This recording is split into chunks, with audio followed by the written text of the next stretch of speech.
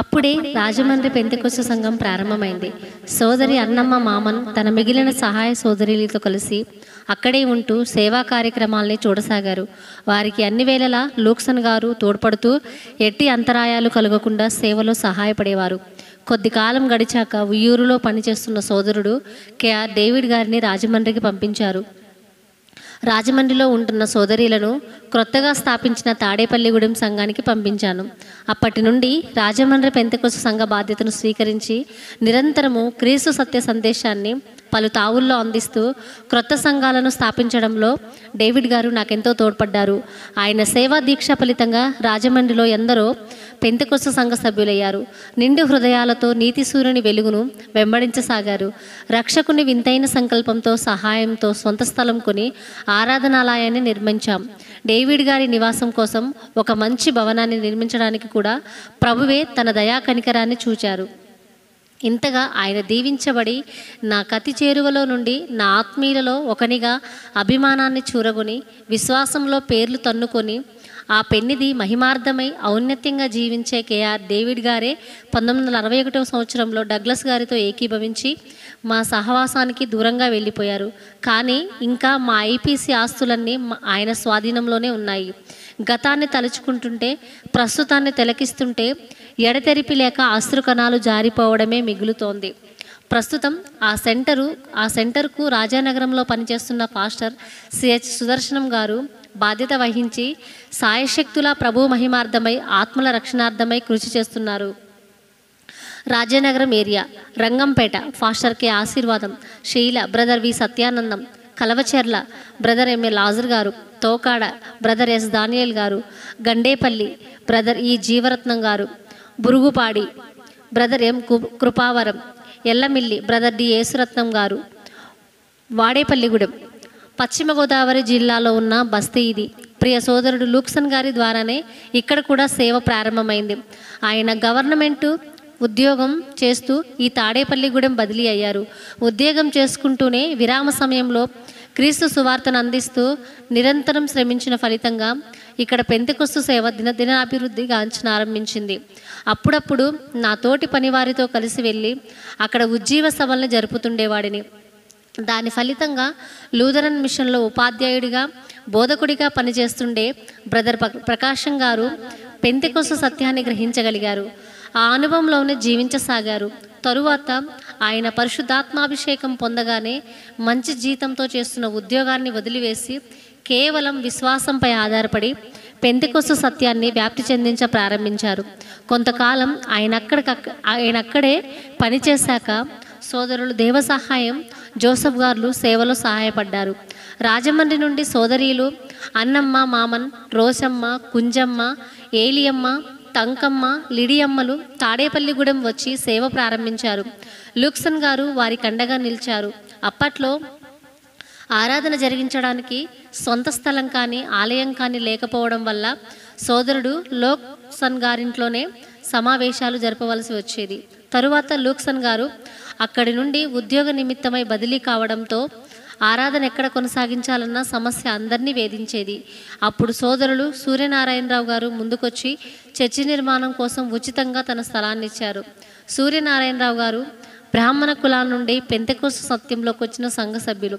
ఇంకా అనేక మంది సభ్యుల అభిమానస్తుల సహాయ సహకారాల వల్ల సంఘ బాధ్యత చూస్తున్న సోదరీల కృషి వల్ల అందరి ప్రార్థనా ప్రభావం వల్ల 1946వ సంవత్సరంలో అందమైన ఆరాధనాలయాన్ని నిర్మించగలిగాం. అక్కడే 2 సంవత్సరాల వరకు ప్రాంతీయ వేదాంత పాఠశాలల్ని కొనసాగించాం. ఇప్పుడు ఈ సంఘం ఏలూరు ఏరియాలో ఉంది. కాకినాడ ఇది తూర్పుగోదావరి జిల్లాలో సముద్ర తీరంలోనున్న పట్టణం. కెనడియన్ బాప్టిస్ట్ మిషనరీకి ఇది కేంద్ర స్థానం. 1932వ సంవత్సరంలో బాప్టిస్ట్ మిషన్ నాయకులు డాక్టర్ మెక్లారన్ నన్ను అక్కడికి ఆహ్వానించారు.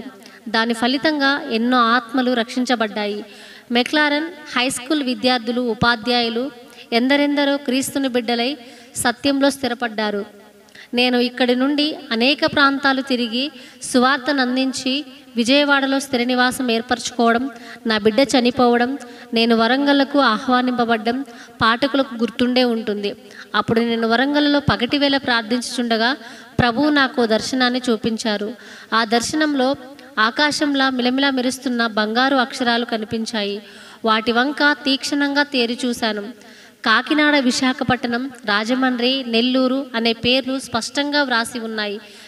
మరీ చదివాను. అవే పేర్లు. ఏమై ఉంటుంది వీని భావం అని ఆలోచిస్తుండగా ఆ పట్టణాల్లో పెంతెకొస్తు సంఘాలు స్థాపించబడతాయని ప్రభువే నాకు బయలుపరిచారు.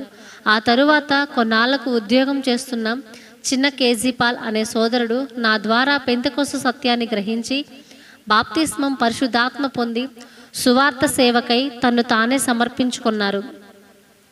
కాకినాడ పట్టణంలోని అన్నం చేరువనే స్థలంలో 1958వ సంవత్సరంన ఇల్లు అద్దెకు తీసుకొని పని ఆరంభించాడు. 1 నెల అక్కడే బైబిల్ స్కూల్ కూడా జరిపించాం. ఏమైనా సొంత స్థలం లేకపోవడం సేవకు ఆటంకంగానే ఉంది. మేమంతా కలిసి ప్రార్థన చేయగా కాకినాడ సెంటర్లో సంఘానికి 1957 డిసెంబర్లో ప్రభు సొంత స్థలాన్ని అనుగ్రహించారు. అక్కడే ఆరాధనాలయాన్ని నిర్మించారు. సోదరుడు చిన్న కేజీపాల్ సంఘ బాధ్యత వహించి సేవ కార్యాన్ని కొనసాగించసాగారు. అప్పుడే తూర్పుగోదావరి జిల్లాలోని పామర్రు అనే ఊరిని సెంటర్గా పెట్టుకొని ఫాస్టర్ కేజీపాల్ గారు పనిచేస్తున్నారు. తరువాత కాకినాడను సెంటర్గా ఏర్పాటు చేసి ఆ పని బాధ్యతను ఫాస్టర్ పెద్ద కేజీపాల్ గారికి అప్పగించారు. పాస్టర్ కేజీపాల్ గారికి కుడిభుజంగా పాస్టర్ ఎం పిలిప్ గారు ఉండేవారు.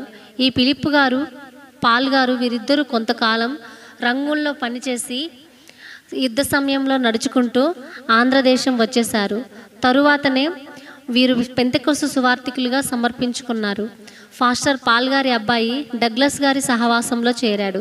కొడుకు మాటలు విని ఆయన ప్రేరణకు లోబడి పాల్ ధనాశ వలలో పడి ఫాస్టర్ పాల్ గారు మమ్మల్ని వదిలి వెళ్ళిపోయాడు. డగ్లస్ గారితో కలిసిపోయాడు.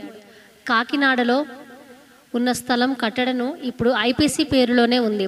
అప్పటి నుండి ఫాస్టర్ ఎం పిలిప్ గారు సత్యానికి సాక్షిగా ఉంటూ స్థిరంగా నిలబడి ఇంజరం స్థానిక ఫాస్టర్ గారు సెంటర్ ఫాస్టర్గా ఇప్పుడు పనిచేస్తున్నారు. Injaram area Vella pastor D Abraham garu, Machara pastor S J Nityanandam garu, Dangeru pastor K జీవప్రకాశం గారు, Sitaramapuram brother M Ashirvadam garu, Tallarevu brother M John Victor garu, Neelapalli brother D George గారు, వెంటూరు ఎస్ కృపానందం గారు, మస్కవల్లి ఎంఐ సామ్యూల్ రాజు గారు, ఉప్పిమిల్లి పి జాన్ గారు, దర్యాల తిప్ప బి శ్రీనివాసరావు గారు, మోడెకుర్రు జి పరమానందం గారు, బాడవ సుంకర మోషే గారు, కపిలేశ్వరపురం కె సుందర్రావు గారు, కాకినాడ ఫాస్టర్ ఎం ఆనందం గారు. ఆయన విశాఖపట్నం పారిశ్రామికంగా, వైజ్ఞానికంగా అతి శీఘ్రంగా ఔన్నత్యాన్ని అందుకుంటున్న పట్టణం ఇది. తూర్పు తీరంలో ఉంది. జనాభా 182,004 మంది. ఎన్నో క్రైస్తవ శాఖల వారు ఇక్కడ ఉన్నారు. 1932వ సంవత్సరంలో యూనియన్ చర్చి వారి ఆహ్వానాన్ని అందుకుని నేను విశాఖపట్నం వెళ్ళాను. డినామినేషన్ తేడాలు పాటించక అన్ని క్రైస్తవ శాఖల వారు, క్రైస్తవేతరులు ఆ సభల్లో పాల్గొన్నారు. సంపూర్ణ సత్యాన్ని గ్రహించగలిగారు. వరంగల్లో ప్రభు నాకు దర్శనాన్ని చూపించినప్పటి నుండి నా మనోసీమలో విశాఖపట్నమే మెదులుతోంది. ఆ రోజుల్లో సహోదరి శ్రీమతి రోసారియో ఆంగ్లో ఇండియన్ విజయవాడ నుండి ఉద్యోగ నిమిత్తమై విశాఖపట్నం బదిలీ అయ్యారు. ఆమె పెంతెకొస్తు విశ్వాసి. విజయవాడలో ఉంటున్నప్పుడు ఆమె మా సహవాసంలో జరిగే ఆరాధన కార్యక్రమాలలో పాలు పొందేది. ఆమె విశాఖపట్నం వెళ్ళాక అప్పుడప్పుడు కేఆర్ డేవిడ్ గారు, నేను విశాఖపట్నం ఆమె ఇంటికి వెళ్ళి అక్కడే ప్రార్థనా కూటాలు జరుపుతుండేవారం. అనేక మంది సత్యాన్ని గ్రహించి ఆరాధనలో పాలు పొందుతుండేవారు. సోదరి రొసారియో తన కుమార్తెతో అక్కడే ఉంటూ సేవా కార్యక్రమాలలో శ్రద్ధ వహించేది. బలీయమైన విశ్వాసంతో ప్రార్థనలకు వచ్చే వారిని నడిపించడానికి తగిన కాపరి నెవరినెక్కడ ఉంచాలన్న ఆలోచన ఉన్నా నన్ను నానాటికి వేధించసాగింది. నా సొంత ఆలోచన మాని ప్రభువేం చెబితే అదే చేయాలని నిశ్చయించి ప్రార్థనకు ఉపక్రమించాను. అప్పుడే మలకపల్లిలో పనిచేస్తున్న సోదరుడు ఐజక్ నాథాన్ గారిని పంపించమని ప్రభు నాకు తెలియచేర్చారు. వెంటనే నేను మలకపల్లి వెళ్ళాను. సోదరుడు ఐజక్ నాథాన్ నన్ను చూచి పట్టరానంత ఆనందాన్ని వ్యక్తం చేశాడు. ఎంతో పరిచర్య చేశారు. బ్రదర్, ప్రభు మీ గురించి నాతో మాట్లాడారు. సేవకై మిమ్మల్ని విశాఖపట్నం పంపించమన్నారు. మరి సిద్ధపడండి అన్నాను. అప్పుడు ఆయన ఆశ్చర్యోత్సవాలతో మొదలుపెట్టారు. అయ్యా, దైవ కార్యం ఎంత ఘనమైనది, గంభీరమైంది, అల్పుడనైననే నేమని వర్ణించేది. ఈ మధ్యనే 10 రోజుల పాటు ఉపవాసం ఉండి ప్రార్థన చేశాను. అప్పుడు ఒకరోజు Isaac, I'm going to use your near seas, సముద్ర ప్రాంతాలలో నిన్ను వాడుకోబోతున్నాను అంటూ ప్రభువు నాతో చెప్పారు. ఆ రోజు దగ్గర నుండి ప్రభు ఆజ్ఞ నెరవేర్పుకై ఎదురుతెన్నులు చూస్తున్నాను. ఇన్నాళ్ళు ఏ ఆశయాన్ని మనసులో పెట్టుకొని ఆశతో నిలబడి చూస్తున్నానో ఆ ఆశయం నెరవేరబోతుందని ఇప్పుడు మీ ద్వారా విని నేనెంతో హర్షిస్తున్నాను. నిజంగా నా హృదయం గంతులేస్తోంది. ఇంతకంటే విచిత్రం ఏముంటుంది అన్నాడు ఆయన నాతో. అవును, తన బిడ్డల్లో ఒకే తలంపుల్ని పుట్టించి తన ఉద్దేశాలని బహిర్గతం చేసుకునే దేవుని కార్యాలన్నీ ఇలానే ఉంటాయి.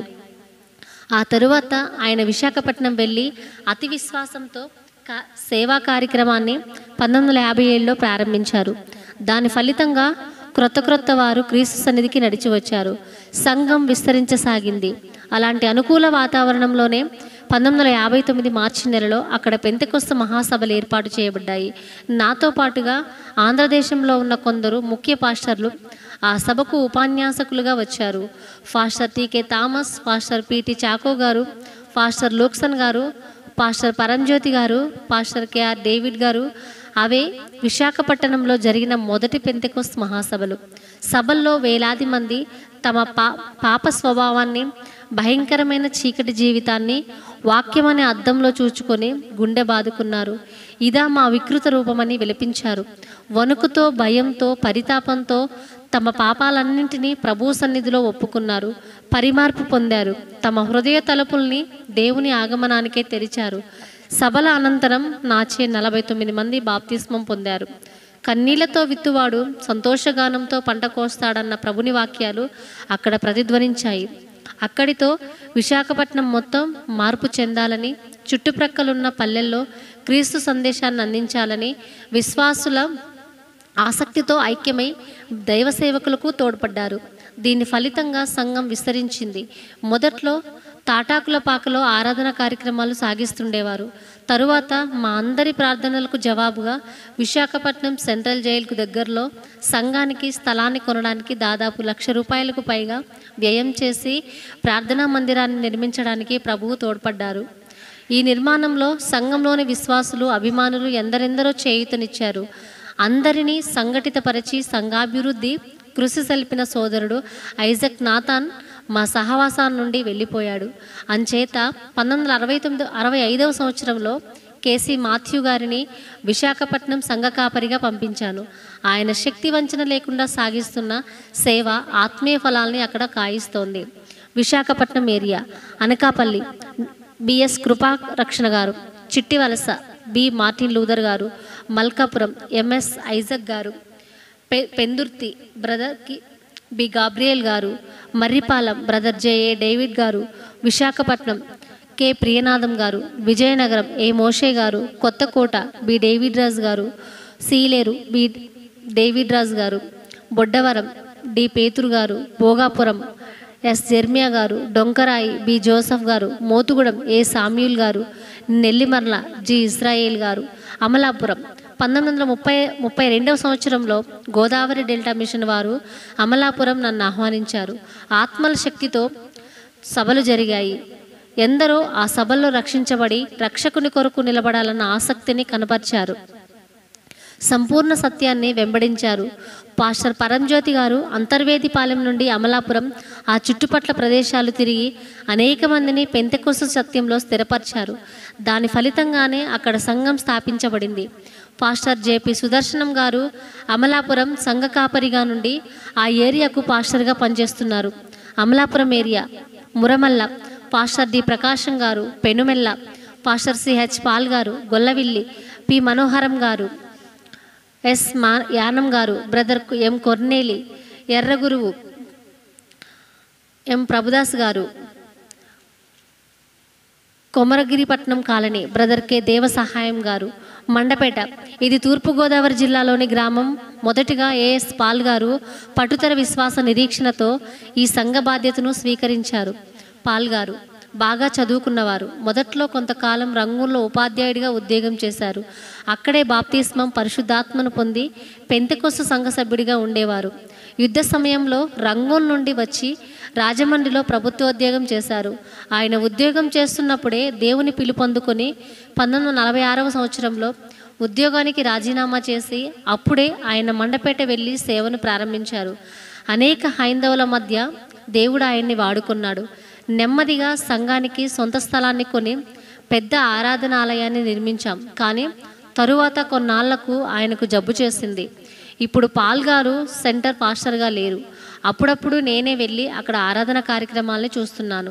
ప్రస్తుతం పాస్టర్ పి ఏలియా గారు అక్కడి సేవలో సహాయపడుతున్నారు.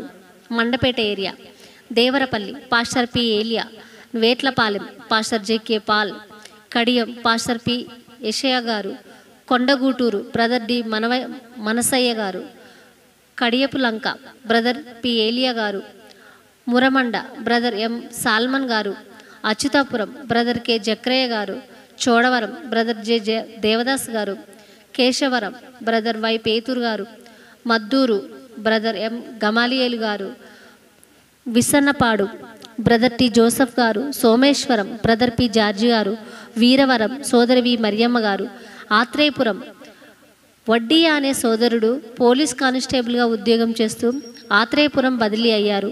ఆయన రాజోలులో ఉద్యోగం చేసేటప్పుడు రక్షణ పొందారు. ఆత్రేయపురంలో ఆయన పనిచేస్తుండగానే ప్రభు ఆయనతో మాట్లాడి తన సువార్తను చాటించమని పిలిచారు. ఆ తరువాత ఆయన ఉద్యోగానికి రాజీనామా చేసి సువార్తికునిగా సమర్పణ చేసుకొని మన సహవాసంలో అధిక ఆశీర్వాదకరంగా ప్రభువుకై జీవించసాగారు. వీరికి స్వస్థత వరం ఉంది. ఆత్రేయపురాన్ని సెంటర్గా పెట్టుకొని హైందవుల మధ్య అద్భుతకరంగా సువార్తను చాటిస్తూ ఈ మధ్యనే మన సహవాసం నుండి వేరైపోయారు.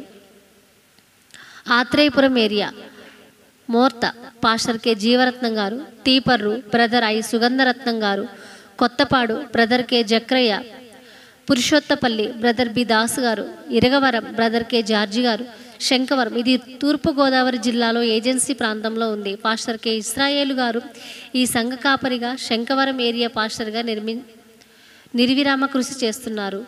ఈయన కాకినాడలో కొంతకాలం ఉపాధ్యాయుడిగా పనిచేశారు. కేజీ పాల్ గారి ద్వారా రక్షణలోకి వచ్చి ఆత్మల్ని ప్రభువుకై సంపాదించాలన్న దీక్షతో శ్రమిస్తున్నారు. Shankavaram area, Shankavaram pastor K Israel garu, Gunupudi brother J Prabhudas garu, KO Mallavaram brother CH Pixen garu, Marriveedu brother why దేవకరుణాకర్ రావు గారు, పోలవరం బ్రదర్ జి యేసురత్నం గారు, జగ్గన్నపేట బ్రదర్ కె ఐజక్ గారు, శృంగధార సహోదరి కె లూదియమ్మ గారు, రాయలసీమ 1940వ సంవత్సరంలో నేను వరంగల్లో ఉంటున్నప్పుడు ఒక యువకుడు నన్ను వెతుక్కుంటూ నేనుంటున్న ఇంటికి వచ్చాడు. వినయం అతని ముఖంలో కనిపిస్తోంది. మునుపటి స్వభావంలో ప్రవర్తనలో మార్పు వచ్చిన వ్యక్తిలా కనిపించాడు. ఎక్కడి నుండి వచ్చావు, నీ పేరేమిటి అని అడిగాను. నా పేరు ఎస్డి బర్నబాస్, మైసూరు నుండి వచ్చానండి. ప్రభువు ఉచిత కృపా సంకల్పం వల్ల నేను రక్షణ పొందాను. పొన్నమ్మ సన్యాసిని అనే ఆమె బోధ వల్ల క్రీస్తు ప్రభుని తెలుసుకోగలిగాను. నా జీవితాన్ని మార్చుకునే అదృష్టాన్ని పొందాను. ఆమె చెప్పింది, అపోస్తలు పిఎం శామ్యూల్ గారు వరంగల్లో ఉన్నారు, వెళ్ళు, ఆయన దర్శించు, ఆయనే ప్రభువులో నిన్ను నడిపిస్తారు అంటూ హితోపదేశం చేసింది. ఇంకా అంతటితో మిమ్మల్ని వెతుక్కుంటూ వచ్చానంటూ చెప్పే అతని పట్టుదలకు ఆశ్చర్యపోయాను. తరువాత నేనే సోదరుడు బర్నబాస్ గారికి బాప్తిస్మం ఇచ్చాను. నా తర్ఫీదులో దాదాపు 11 సంవత్సరాలు ప్రభువులో పెరిగాడు. వరంగల్లోనే అక్కడమ్మాయినే మాట్లాడి ఆయనకు పెళ్లి చేశాము. సేవా తృష్ణతో ఆయన అంగలూరు, మచిలీపట్నం, విజయవాడ మొదలైన సంఘాలలో పనిచేసి సంఘాన్ని ప్రభువునెంతో మహిమపరిచారు. ఇప్పుడు ఆయన మైసూరు సంఘ బాధ్యత నిర్వహిస్తున్నారు. Rayalaseema area, Mysore pastor SDA Barnabas గారు, గుంటకల్ పాస్టర్ కెఆర్ యేసుదాస్ గారు, జమ్మలమడుగు బ్రదర్ డిఎం జార్జి గారు, కొట్టాలపల్లి బ్రదర్ కె దానం గారు, ఆదోని బ్రదర్ శామ్యూల్ గారు, ఖమ్మం. విజయవాడ రైల్వే స్టేషన్లో నిలబడి ఉన్నాను. నమస్కారం అండి అన్న పిలుపుతో తల తిప్పి పక్కకు చూశాను. ఎవరు? డోర్నకల్ డయోసిస్ డీనరీ చైర్మన్ గారు. ప్రతి నమస్కారం చేశాను. అయ్యా, ఎప్పటి నుండో మిమ్మల్ని కలవాలనుకుంటున్నాను, మీతో మాట్లాడాలనుకుంటున్నాను. మీరు ఆంధ్రదేశంలో అనేక ప్రాంతాలలో చేస్తున్న సేవను గురించి విని నేనెంతో తన్మయుడనైపోతుంటాను. ప్రభుని స్తుతిస్తుంటాను. మీ గురించి వింటున్నప్పుడల్లా నా మనస్సులో పొడచూపే బాధను మీకు చెప్పుకోవాలని ఆశిస్తుంటాను. ఇప్పుడు ప్రభు నాకు ఆ భాగ్యాన్ని కలిగించారు. ఏం లేదండి, నాకున్న బాధల్లా ఒక్కటే, అదే ఖమ్మం జిల్లాను గురించి. ఆ ప్రాంతంలో యేసుక్రీస్తు పేరు విన్నవారు దాదాపు ఉండరు. ఏ సువార్థికులు వారి సంగతి పట్టించుకోవడం లేదు. మీకు ఈ విషయం చెబితే మీరు సువార్థికుల్ని పంపిస్తారనే ఆశ నాలో రోజురోజుకు పెరుగుతోంది. మీకు ఈ విషయం చెబుతుంటే నాకెంతో సంతృప్తిగా ఉంది. తప్పక సువార్థికుల్ని అక్కడికి పంపండి అంటూ ప్రాధేయపూర్వకంగా ఏకదాటిగా చెప్పిన ఆయన మాటలు నా చెవులో పదే పదే ప్రతిధ్వనించాయి. కర్తవ్యాన్ని స్మరింపజేశాయి. దీక్షతో ప్రభు సన్నిధిలో ఆ విషయమై ప్రార్థన చేయడం ప్రారంభించాను. అప్పుడే కొత్తగూడెం బొగ్గు గనిలో పనిచేస్తున్న కొందరు సహోదరులు, లోక్సన్ గారి స్నేహితులు అక్కడ ఉజ్జీవ కూటాలు జరపడానికి రమ్మని ఆహ్వానించారు. మా ఉజ్జీవ కూటాలకు అనేక మంది హాజరయ్యారు. రక్షణకర్త కరుణాతిశయాన్ని ప్రత్యక్షంగా చూచి మత్తులో ఉన్న తమ హృదయాలను మేల్కొల్పుకున్నారు. దిక్కు నీవే ప్రభు అంటూ తమ పాపాలకై ఒక్క పెట్టున దుఃఖించారు. అనేక మంది పెంతెకొస్తు సత్యంలోకి వచ్చారు. ఆ విశ్వాసులకు సాయపడే అందుకై జయదాసు అనే సహోదరుణ్ణి విజయవాడ నుండి కొత్తగూడెం పంపించాను. తరువాత యెహోషువ వెళ్ళి పని కొనసాగించారు. అప్పుడే అక్కడ సంఘం స్థాపించబడింది. తరువాత దేవుడు నాతో మాట్లాడాడు. ఖమ్మంలో సేవ లేదు కనుక అక్కడ సేవ ప్రారంభించు అంటూ చెప్పారు. అప్పుడే కేరళ నుండి వచ్చిన నా మేనల్లుడు ఫాస్టర్ టైటస్ను ఖమ్మం సేవ నిమిత్తమే పంపించాను. అక్కడే ఒక ఇల్లు అద్దెకు తీసుకొని ఆయన సేవ ప్రారంభించారు. అనేక మంది రక్షించబడ్డారు. నేను అక్కడికి వెళ్ళి అనేక సభలు జరిపాను. దైవకృప వల్ల సంఘానికి ఒక స్థలం కొని ఆరాధనాలయాన్ని నిర్మించాం. క్రమక్రమేపీ మదిరా, ఇల్లందు, వైరా మొదలైన స్థలాల్లో సంఘాలు స్థాపించాం. తరువాత పాస్టర్ టైటస్ గారు ఉన్నత విద్య కొరకు అమెరికా వెళ్ళారు. సహోదరి రోషమ్మ అక్కడ కొన్ని సంవత్సరాల నుండి సేవ కొనసాగించారు. ఇప్పుడు పాస్టర్ ఎంపీ జాన్ గారు మచిలీపట్నం నుండి వెళ్ళి ఖమ్మం ఏరియా సేవకు పాస్టర్గా అద్వితీయంగా ఆత్మరక్షణార్థమై శ్రమిస్తున్నారు. ఉపవాస దీక్షతో సేవా విజయంకై తదేకంగా ప్రార్థిస్తున్నారు. ఖమ్మం పాస్టర్ ఎంపీ జాన్ గారు, కొత్తగూడెం బ్రదర్ వి ఆశీర్వాదం గారు, వైరా బ్రదర్ జి శామ్యుల్ గారు, ఇల్లందు బ్రదర్ ఎల్ చిట్టిబాబు గారు, మదిర బ్రదర్ కేజే భాస్కర్ రావు గారు, నేలకొండపల్లి సహోదరి కె మరియమ్మ గారు. ఒక్క ఆత్మ అయినా నశించిపోవడం ఇష్టం కాక అది సహించలేక తన రక్తాన్ని అందరి కోసం అర్పించిన క్రీస్తు ప్రభు తన సంపూర్ణ సువార్త సందేశాన్ని నాడు అండమాను, ఒరిస్సా, బొంబాయి రాష్ట్రాలలో వ్యాప్తి చెందిస్తున్నారు. మొదటిగా ఒరిస్సాలో పెంతెకొస్తు సంఘ సేవ ప్రారంభం కావడానికి తూర్పుగోదావరి జిల్లాకు చెందిన రాజానగరం మా చెర వాస్తవ్యులైన కొందరు విశ్వాసులు ముఖ్య కారకులు. వారు సేద్యం నిమిత్తమై ఒరిస్సాకు వెళ్ళారు. పొలాలు కొని అక్కడ స్థిరపడిపోయారు. వారిని చూడడం కోసం రాజానగరం నుండి పాస్టర్ సిఎస్ సుదర్శనం గారు, మాచెర నుండి నిత్యానందం గారు తరచుగా వెళుతుండేవారు. వారు అక్కడికి వెళ్ళి సువార్త కూటాల్ని పెట్టి వాక్య పరిచర్య చేస్తుండేవారు. దాని ఫలితంగా అనేక మంది పెంతెకొస్తు సత్యాన్ని గ్రహించగలిగారు, బాప్తిస్మము పొందారు. తరువాత మేము వెళ్ళి ఉజ్జీవ సభల్ని జరిపాము. అనేకుల్ని క్రీస్తు వెలుతురులోకి నడిపించాం. ఈ విధంగా అక్కడ పెంతెకొస్తు సంఘాలు ప్రారంభించబడ్డాయి, దినదినాభివృద్ధి చెందుతున్నాయి. ఒరిస్సా, బొంబాయి, అండమాన్ సంఘాలు, సంఘ కాపర్లు. నంబల్పూర్ బ్రదర్ కె కృపాదానం గారు, బర్గర్ బ్రదర్ డి ప్రభుదాస్ గారు, కొత్తబాగ బ్రదర్ నటబరోపాని గారు, నబి విపారం బ్రదర్ పి జాన్ గారు, గొరిటికర బ్రదర్ టి లాజరస్ గారు, అత్తబిర బ్రదర్ ఎలిజా గారు, బొరిగుమ్ము బ్రదర్ పట్నాయక్ గారు, బొంబాయి బ్రదర్ విక్టర్ డానియల్ గారు, పోర్ట్ బ్లేయర్ బ్రదర్ ఎం జోసఫ్ గారు. ఇంకా అనేక సంఘాల గురించి వ్రాయవలసి ఉంది. వ్రాసిన కొన్ని సంఘాల గురించి అయినా వ్రాయవలసినది ఎంతో ఉంది. కన్వెన్షన్కే పుస్తకాన్ని మీ ముందుంచాలన్న ఉద్దేశం వల్ల సంపూర్ణంగా దేని గురించి వివరించే సమయం లేకపోయింది. ఈ విధంగా అనేక మంది సంఘస్థుల విశ్వాసుల సహాయ సహకారాలతో పలు ప్రాంతాలలో ప్రారంభమైన సేవా కార్యక్రమం ఈనాడు సుదూర తీరాలకు తన శాఖల్ని వ్యాపింపజేసి సత్యమూర్తి క్రీస్తు వాక్య బీజాల్ని విరివిగా వెదజల్లుతోంది. విజయవాడ నుండే నేను పలు దేశాల ప్రజల ఆదరణ పూర్వకపు ఆహ్వానాలను అందుకొని క్రీస్తునాథుని ప్రేరేపణతో ఆ స్వామి సుసంకల్పంతో ఇప్పటికి 13 సార్లు సువార్త వ్యాప్తికై పాశ్చాత్య తూర్పు దేశాలలో పయనించాను. తదేక దీక్షతో ఆ సర్వశక్తుని క్రీస్తు ప్రభువుని ఔన్నత్య ప్రేమ వాత్సల్యాల గురించి చాటించాను. ప్రభు అందించు ప్రసంగామృతాన్ని చెవుల దోసిళ్లతో పట్టి వేలాది మంది పరమానంద పరవశులై జుర్రులాడారు, సరిక్రొత్త జన్మనందుకున్నారు. నేనిప్పటికీ దర్శించిన దేశాలు Ceylon, Burma, Singapore, Malaya, Sweden, Finland, Norway, Denmark, London, America, Canada, Japan, Philippines, Germany, Switzerland, Holland, Africa, Austria, Russia, France, Egypt, Israel మొదలైనవి. ఈ నా విదేశ మిషనరీ ప్రయాణ విశేషాలను, అతి చేరువలో నుండి ప్రభువు నన్ను నడిపించిన విధానాన్ని, జరిగిన విచిత్ర సంఘటనల్ని నా విదేశ మిషనరీ ప్రయాణం అనే పుస్తక రూపంలో నా జీవిత యాత్ర 2వ భాగంలో త్వరలో వివరించబోతున్నాను. కానీ ఇప్పుడు సందర్భవశాత్తు నా విదేశ మిషనరీ ప్రయాణంలోని కొన్ని సంఘటనలను తరువాతి ప్రకరణంలోనే వివరిస్తున్నాను. 9వ ప్రకరణము, విదేశ ప్రయాణంలోని కొన్ని ఆశ్చర్య సంఘటనలు. అది 1947వ సంవత్సరం. స్వీడన్ దేశంలోని స్టాక్ హోమ్లో కన్వెన్షన్ సభల్ని ఏర్పాటు చేశారు. ఆ సభలలో ప్రసంగించడానికి నన్ను ఆహ్వానించారు. అక్కడి నుండి అమెరికా దేశపు మిషనరీల ఆహ్వానాన్ని అందుకుని అమెరికా దేశం చేరుకున్నారు. ఇదొక వింత అనుభూతి. అమెరికా దేశంలోని అనేక ప్రాంతాలలో క్రీస్తు దేవుని గంభీర శక్తితో వాక్యాన్ని అందిస్తుంటే ఎందరో దైవ వాక్యాన్ని విని గడగడలాడిపోయారు, నిలువెల్లా కదిలిపోయారు. తమ హృదయ పలకలపై మెదులాడే పాపపు చీకట్లు, లోకపు దురాశ కట్లు సూటిగా లోతుగా దూసుకుపోయే వాక్యమనే ఖడ్గంతో తునాతునకలైపోతున్నాయి. అంబరాన్నంటే తమ ఆడంబర హృదయాలను అందరికంటే తన్ను తాను తగ్గించుకొని రిక్తుడై ఈ లోకానికి వచ్చిన ముక్తి ప్రదాత క్రీస్తు పవిత్ర పదార విందాల కడ కృమ్మరిస్తున్నారు. నిస్వార్థ నిర్మల ధర్మచరితుడైన, త్యాగశీలుడైన, మృత్యుంజయుడైన, ప్రేమ సాగరుడైన క్రీస్తు స్వామిని తమ హృదయాలలో చేర్చుకుంటున్నారు, పునీతులవుతున్నారు.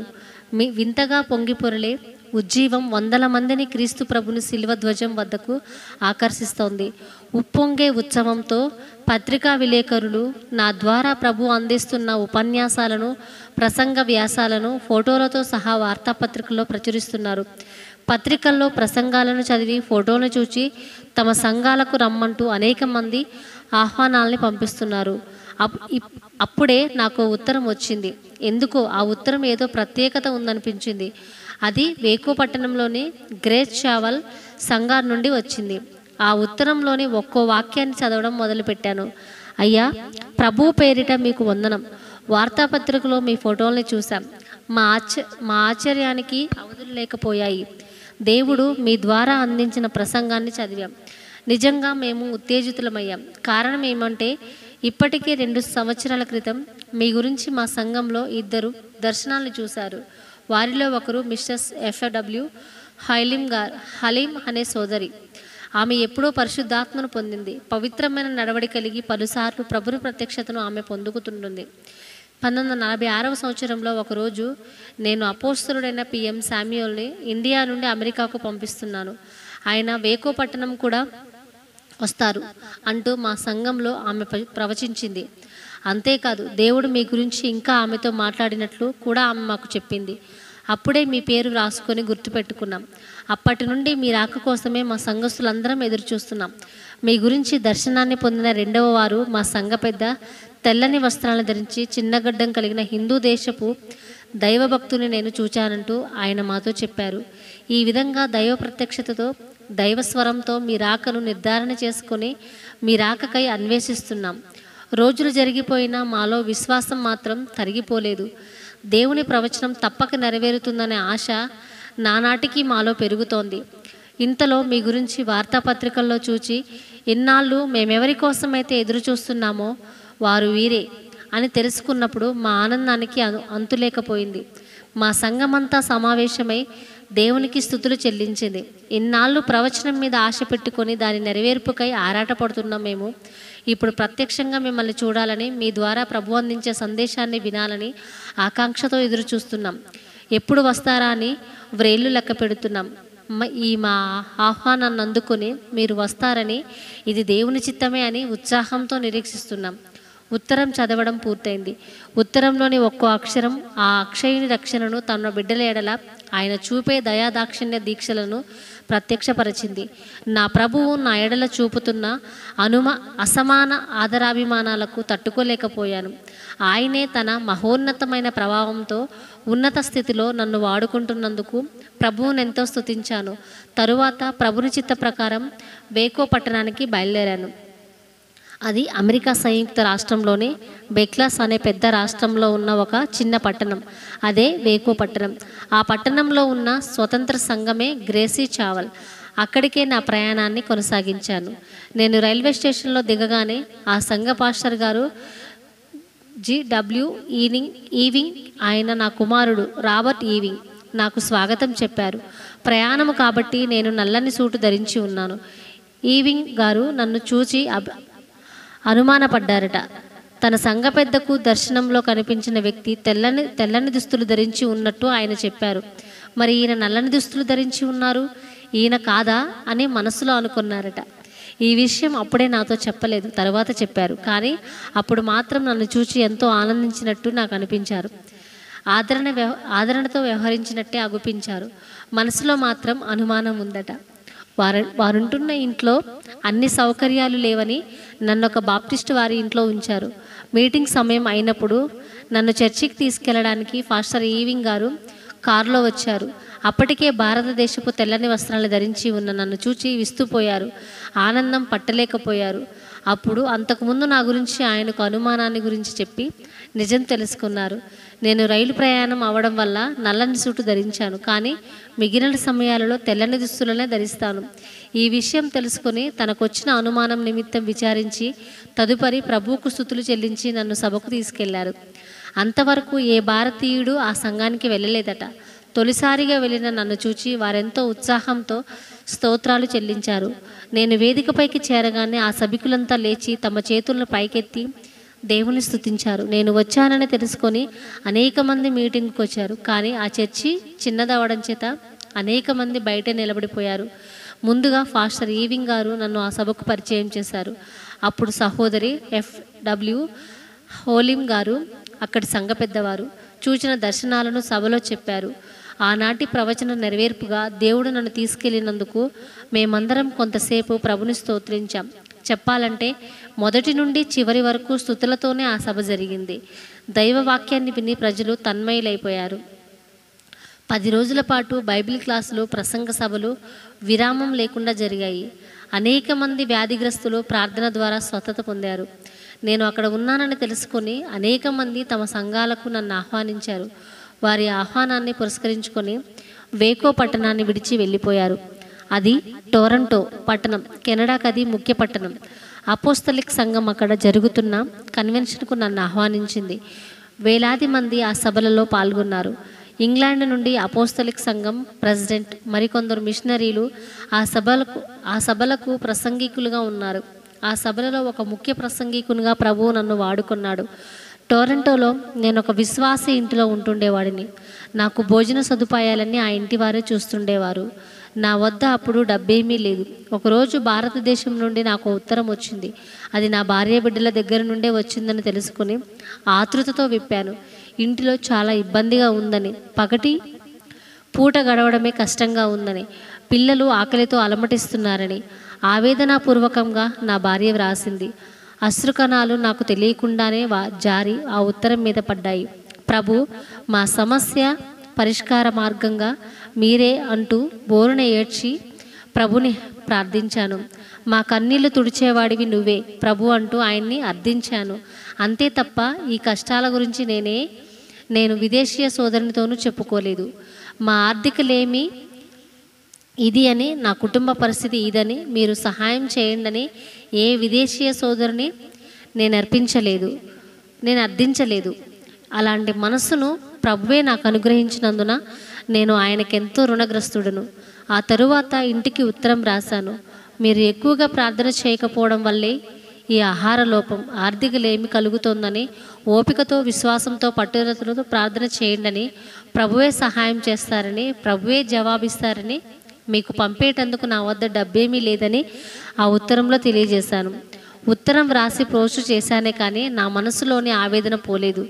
నా భార్య ఎంత బాధపడుతుందో, పిల్లల్ని సమర్థించుకోలేక ఎంత అవస్థపడుతోందో, నా పిల్లలు ఆకలికి ఎంత అల్లాడిపోతున్నారో, దగ్గరలో నేనైనా లేకపోయానే వారిని ఓదార్చడానికి.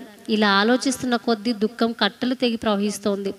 ఏది ఏమైనా ప్రభుని కార్యాలను కొనసాగడమే నా ధర్మం, అదే నా కర్తవ్యం. ప్రభువే నా సమస్త అక్కరలు తీరుస్తాడు. ఆయనే నా భార్య బిడ్డల అవసరాన్ని చూచుకుంటాడు. వింత సంతృప్తి నన్ను ఆవరించింది. ఆ సాయంకాలం మీటింగ్కి బయలుదేరాను. నేను ఆ ఇంటి వారు ఒక ట్రామ్ ఎక్కాము. కూర్చోడానికి ఆ ట్రామ్లో స్థలం లేదు. అందువల్ల ఒక స్తంభాన్ని పట్టుకొని నేను ఆ ట్రామ్లోనే నిలబడ్డాను. ట్రామ్ వెడుతోంది. అందులో కూర్చున్న వారిలో ఒక వ్యక్తి తదేకంగా నా ముఖం వైపే చూస్తున్నాడు. ఎందుకు చూస్తున్నాడో నాకు అర్థం కావడం లేదు. నేను విదేశీయుణ్ణి కావడం వల్ల చూస్తున్నాడేమో అనుకున్నాను. రెప్ప వాల్చకుండా మరీ చూస్తున్నాడు. ఇంతలో ట్రామ్ ఆగింది. మీటింగుకు వెళ్ళాలంటే అది దిగి మరో ట్రామ్ ఎక్కాలి. అందుకే ఆతృతతో నేను, నాతో పాటు వస్తున్న ఆ ఇంటివారు దిగారు. ప్రక్కకు చూశాను. ఇంతవరకు ట్రామ్లో నన్నే తదేకంగా పరిశీలించి చూసిన వ్యక్తి కూడా దిగాడు. దిగడమే కాదు, అంతలోనే నా వద్దకు వచ్చేశాడు. ఏమండి, మీరు దైవ సేవకులా అన్నాడు సూటిగా నన్ను చూస్తూ. అవునండి, ఇండియా దేశాన్ని నుండి వచ్చిన సువార్థికుణ్ణి నేను అని వెంటనే జవాబిచ్చాను. ఆయన వంక చూస్తూనే ఉన్నాను. ఆయన ముఖంలో ఏదో ఆనందం ప్రస్ఫుటంగా కనబడింది. వెదకబోయిన తీగ కాళ్ళకే తగిలినప్పుడు కలిగే ఉత్సాహం, సంబరం ఆయన వదనంలో చెప్పకుండానే స్పష్టమవుతున్నాయి. మీరేదో అత్యవసరంలో ఉన్నట్టు ప్రభువు నాకు బయలుపరిచారు. మీకు ఈ ధనాన్ని ఇవ్వమని నాతో మాట్లాడారు, నన్ను ప్రేరేపించారు. తీసుకోండి, ఇది మీ వద్ద ఉంచండి అంటూ నా చేతిలో పెట్టాడు. ఇది నిజమా కల అని నేను తేల్చుకోలేకపోతున్నాను. ఆశ్చర్యంలో మునిగిపోయాను. ఇంతలో నేను ఎక్కవలసిన ట్రామ్ రానే వచ్చింది. దేవునికి స్తుతులు చెల్లించి ఆ సోదరునికి కృతజ్ఞతలు చెప్పి ట్రామ్ ఎక్కాను. మీటింగ్ స్థలానికి వెళ్ళాను. ప్రసంగ సభకు వెళ్ళడానికి ముందుగా నా విదేశీయ దుస్తుల్ని మార్చి స్వదేశీయ దుస్తుల్ని ధరించేటప్పుడు ఆ సోదరుడిచ్చిన డబ్బును లెక్క చూశాను. అది మంచి విలువగల మొత్తమే. అనవరతం తమ ప్రేమామృతాన్ని తమ బిడ్డలకు చవి చూపించే దేవుడు సత్యసంధుడు. నా గురించి శ్రద్ధ వహించి నా కన్నీటి ప్రార్థనకు జవాబుగా ఎవరో నాకు తెలియని ఆ సోదరుణ్ణి ప్రేరేపించి ఆదరణతో అందించిన ఆ అమూల్యమైన డబ్బును ఆ మరునాడే నా భార్యకు పంపాను. నన్ను అనేక విధాలుగా కాపాడుతూ నా సమస్త బాధ్యతను, భారాన్ని వహించి ముందు వెనుక నన్ను ఆవరించి నడిపించే నా దేవుడు నాకుంటే నాకు చింతేమిటనే ప్రగాఢ నిరీక్షణ విశ్వాసాలు నాలో నానాటికి పెరుగుతూ వచ్చాయి. ఒక విచిత్రం జరిగింది.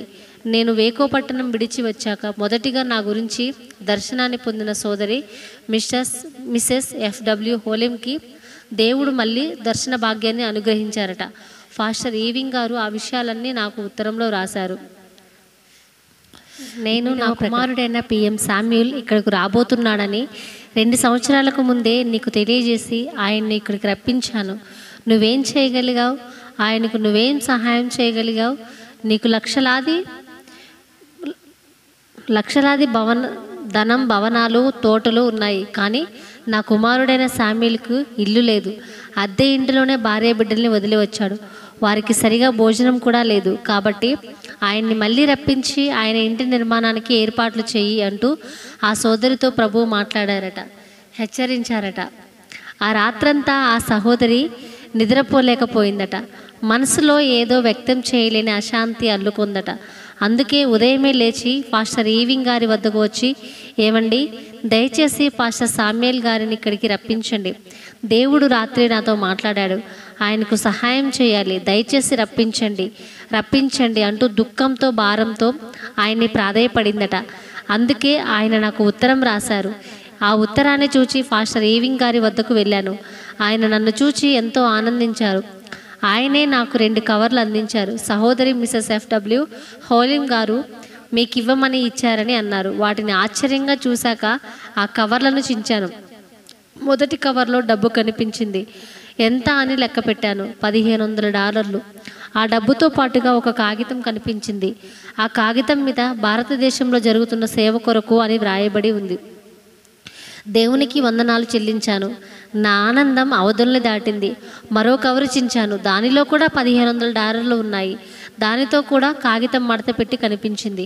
తీసి చదివాను. మీ గృహ నిర్మాణం కొరకు అని వ్రాయబడి ఉంది. నేను పులకరించిపోయాను. దేవుని కార్యాలు ఎంత గాంభీర్యంలో కొలవడానికి ఏ పరిమాణం కావాలో, ఏ పరిమాణం న్యాయాన్ని చేకూరుస్తుందో ఊహించలేకపోయాను. ఆకాశ వైశాల్యాన్ని మించిన ఆయన అద్భుత కార్యాన్ని ఎన్నన్ని లెక్క కట్టాలో నాకు అర్థం కాలేదు. తరువాత ఆ సహోదరి వద్దకు వెళ్ళాను. ఆమెలో ఎంతో సంతృప్తి కానవచ్చింది. ప్రభువు నన్ను ఎంతగా ఆదరిస్తున్నారో గ్రహించుకొని ఆయన పాదాల ముందు విధేయుడనై మోకరించాను. ఆ డబ్బును ఇండియాకు పంపించాను. 1918వ సంవత్సరంలో అమెరికా దేశ పర్యటన ముగించుకొని నా మాతృభూమి అయిన భారతదేశంలో కాలు మోపాను. నా మనస్సు ఆంధ్రదేశంలోని పెంతెకొస్తు సంఘాల స్థితిగతుల వైపు పరుగు తీసింది. మొదట్లో ఆంధ్రప్రదేశ్లో ఏలూరులో తప్ప పెంతెకొస్తు సంస్థకు సొంత స్థలాలు కాని కట్టడాలు కానీ లేవు. కానీ నేను అమెరికా పర్యటనలో ఉన్నప్పుడు అక్కడక్కడ ప్రభువు నాకు అందించిన ధనాన్ని భారతదేశం పంపి ఫాస్టర్ లూక్సన్ గారిచే కొన్ని చోట్ల సంఘాలకు స్థలాలు కొనే ఏర్పాట్లు చేశాను. నేను వచ్చాక అవన్నీ తిరిగి చూశాను. తరువాత నా జతపాని వారిని సంప్రదించి నా వద్ద మిగిలిన ధనాన్ని ఉపయోగించి కొన్ని చోట్ల సంఘాలకు అవసరమైన స్థలాల్ని కొన్నాను. కొన్ని చోట్ల ప్రార్థనా మందిరాల్ని కట్టించాను. అప్పటికి నా గృహ నిర్మాణం కోసం ఇచ్చిన డబ్బు నా వద్దనే ఉంది. ఇంటికంటే ఏలూరు ప్రార్థనా మందిరాన్ని తిరిగి నిర్మించాలన్న తలంపు నాలో అధికమైంది. అక్కడి ఫెయిత్ హోమ్ ప్రార్థనా మందిరం పురాతనంగా ఉన్నాయి, కూలిపోతాయేమో అన్న అనుమానం నాలో ఎక్కువైంది. అందుకే నా ఇంటి కోసం ఇచ్చిన డబ్బును ఏలూరు ఫెయిత్ హోమ్ ప్రార్థనా మందిరాల మరమ్మత్తు కోసం ఉపయోగించడానికి నిశ్చయించుకున్నాను. ఆ విషయాన్ని బ్రదర్ పిఎల్ పరంజ్యోతి గారికి, ఫాస్టర్ బిఎన్ లూక్సన్ గారికి చెప్పాను.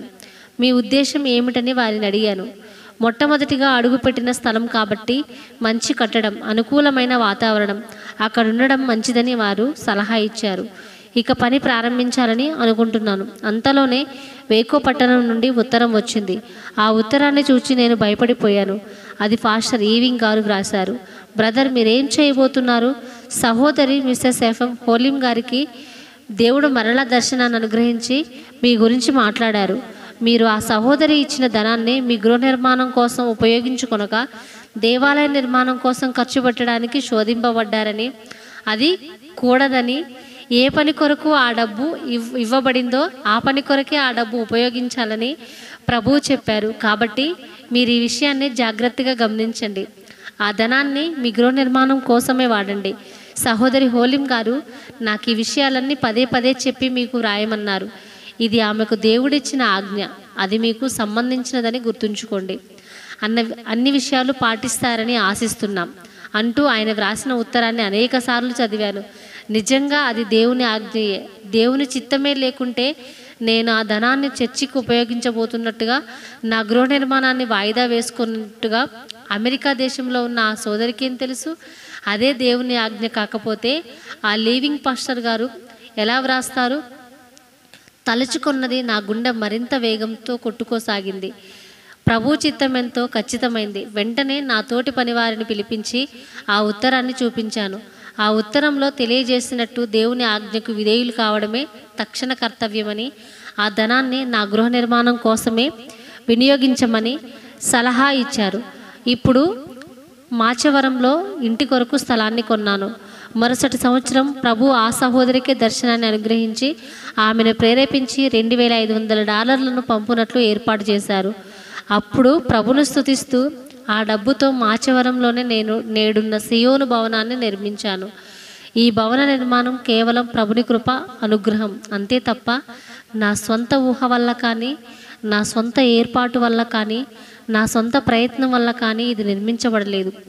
ఈనాటికి ఈ గృహ నిర్మాణం నిమిత్తమై వచ్చిన ఉత్తరాలన్నీ మా ఆఫీసులోనే భద్రం చేయబడి ఉన్నాయి.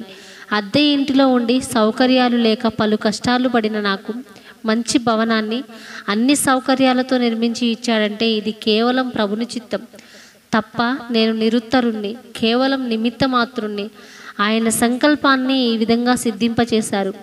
1947వ సంవత్సరంలో నా పాశ్చాత్య సువార్తా ప్రయాణంలో స్వీడన్, నార్వే, డెన్మార్క్, హాలెండ్ మొదలైన తావుల్లో అనేక మంది నీకు కారు ఉందా అని, ఎలాంటి కారు అంటూ ప్రశ్నల వర్షాన్ని కురిపిస్తుండేవారు.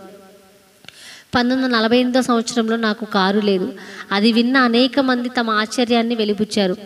అమెరికా దేశంలో ఒక చిన్న సువార్థికునికే కారు ఉంటుంటే మరి ఇండియా దేశంలో పెంతెకోస్తు సంస్థకే గొప్ప నాయకులైన మీకు కారు లేకపోవడమా? ఇదెంత విచారం, ఇదెంత విచిత్రం అంటూ అనుమానంతో కూడిన ఆశ్చర్యాన్ని మరీ మరీ జోడించి అడుగుతుండేవారు. తమ సందేహాల్ని వెలిబుచ్చుతుండేవారు. తరువాత టాల్సా, ఓక్లహామా కన్వెన్షన్ ముగించుకొని ఇండియాకు తిరిగి వచ్చాను. అప్పుడు ఒక సోదరుడు $600 నా కారు కని పంపించారు. మరి ఒక సోదరుడు $50. ఈ విధంగా చాలామంది కొద్దిగా దేవుడు తమను ప్రేరేపించిన కొద్దీ పంపించారు. ఇలాంటి పరిస్థితుల్లో నేనేం చేయాలి అని తీవ్రంగా ఆలోచించాను. దైవ చిత్తాన్ని గ్రహించాను. సువార్త సేవా కార్యక్రమాల్ని మరింత వ్యాప్తి చేయాలన్న సంకల్పంతో, దృఢ నిశ్చయంతో, పట్టుదలతో ఆ డబ్బును సేవ కొరకే ఉపయోగించాను. సేవను మరింత వేగంతో కొనసాగించాలంటే నాకు కారు అవసరమే, కానీ దానికి సమయం అప్పుడే కాదు అని గ్రహించి కారు కంటే అత్యవసరమైన సేవా కార్యక్రమాలకే ఆ డబ్బును ఉపయోగించాను. తరువాత 1957 సంవత్సరంలో జర్మనీ దేశంలో పెంతెకోస్తు మిషన్ వారు ఉజ్జీవ సభల్ని ఏర్పాటు చేశారు. ఆ సభలకు నన్ను ఆహ్వానించారు. అది రెండవసారి నేను జర్మనీ దేశం వెళ్ళడం. నేను ఫ్రాంక్ఫర్ట్కు చేరగానే బ్రదర్ హ్యాన్స్ క్రాప్, ఆయన సంఘ నాయకులు నాకు ఘన స్వాగతం చెప్పారు. మేమంతా కలిసి హ్యాన్స్ క్రాప్ గారి స్వగ్రామమైన షాపైన్లో ఉన్నాం. తరువాత అనేక సంఘాలను దర్శించి అనేక మందిని ప్రభు సన్నిధికి నడిపింది. చివరిగా షాసైన్కే తిరిగి వచ్చాం. షాఫైన్లో ఒక వారం రోజుల వరకు స్పెషల్ క్యాంపు కూటాలు అక్కడ టౌన్ హాలులో ఏర్పాటు చేశారు. ఉదయం బైబిల్ స్టడీ, మధ్యాహ్నం సాక్ష్య కూటాలు, రాత్రిపూట బహిరంగ సభలు జరుగుతుండేవి. ఈ కూటాలలో పాల్గొనేటందుకై ఆ టౌన్ హాల్ ఆవరణలోనే డేరాలు వేసుకొని కూటాలు ముగించే వరకు అక్కడే ఉన్నారు. దేవుని ఆత్మ బహు గంభీరంగా కార్యాలు జరిగించింది. ఎందరో యువతీ యువకులు వాక్యానికి విధేయులై పశ్చాత్తాప వృద్ధులై తమ పాపాలని ఒప్పుకున్నారు, కన్నీళ్లు కార్చారు. ప్రతి బైబిల్ క్లాసులోనూ అనేకులు పరిశుద్ధాత్మ శక్తిని పొందారు. ఒక రాత్రి కూటంలో నేను ప్రసంగం చేస్తున్నాను. పరిశుద్ధాత్మ సంచారం అక్కడ కానవచ్చింది. అనేక మంది మీటింగ్ మధ్యలో లేచి తమకు శాంతి సమాధానాలు లేవని వేదనతో ప్రార్థించడం మొదలుపెట్టారు. ఇదంతా ఇష్టం కాక విసుక్కుంటూ తప్పనిసరి అయి ఆ మీటింగ్లోనే కూర్చున్నాడు ఒక వ్యక్తి. మీటింగ్ అయిపోవడంతోటే ఇంటికి వెళ్ళిపోదామని భార్యను బలవంతం చేశాడు ఆయన ఒక పెద్ద ధనవంతుడు. ఆయన భార్య ఆయన్ని ఎంతో బ్రతిమాలింది, ప్రాధేయపడింది. ఇంకొక్క రోజే ఉండి వాక్యాన్ని విని వెళుదామండి అని పదే చెప్పి చూచింది. ఇక గత్యంతరం లేక ఆయన కారు స్టార్ట్ చేయగానే వెళ్ళి కారులో కూర్చుంది. ముందుకు పోతోంది. కారు నడుపుతున్నాడే కానీ ఏదో కారు చీకటి ఆయన హృదయంలో ఆక్రమించినట్టుంది. మనసులో ఏదో అశాంతి, అలజడి రేగుతున్నట్టుంది, తల తిరుగుతున్నట్టు ఉంది. అప్పటికే కారు 12 మైళ్ళ దూరం వెళ్ళిపోయింది. అంతలో ఎవరో కారు వెనుక నుండి ఆయన్ని పిలుస్తున్నట్టు అనిపించింది. వెనుకకు తిరిగి కూటానికి వెళ్ళు అంటూ ఆయన ఎవరో ఆదేశించినట్టయింది. ఇంకా ఒక్క అడుగైనా ముందుకు కారు నడపలేకపోయాడు.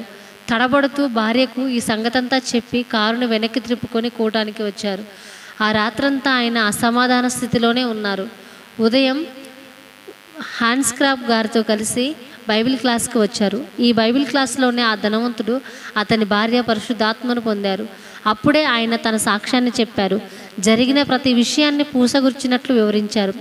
ఆ సభల చివరి రోజున 73 మంది బాప్తిస్మం పొందారు.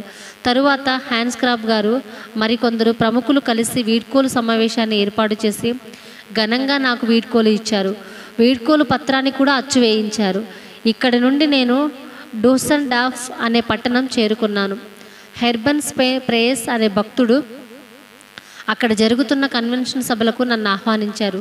హెర్మల్ సయస్ ఉన్నత కుటుంబానికి చెందినవారు, పెద్ద ఆస్తిపరులు. ఆయనకు ఎన్నో ఫ్యాక్టరీలు ఉన్నాయి.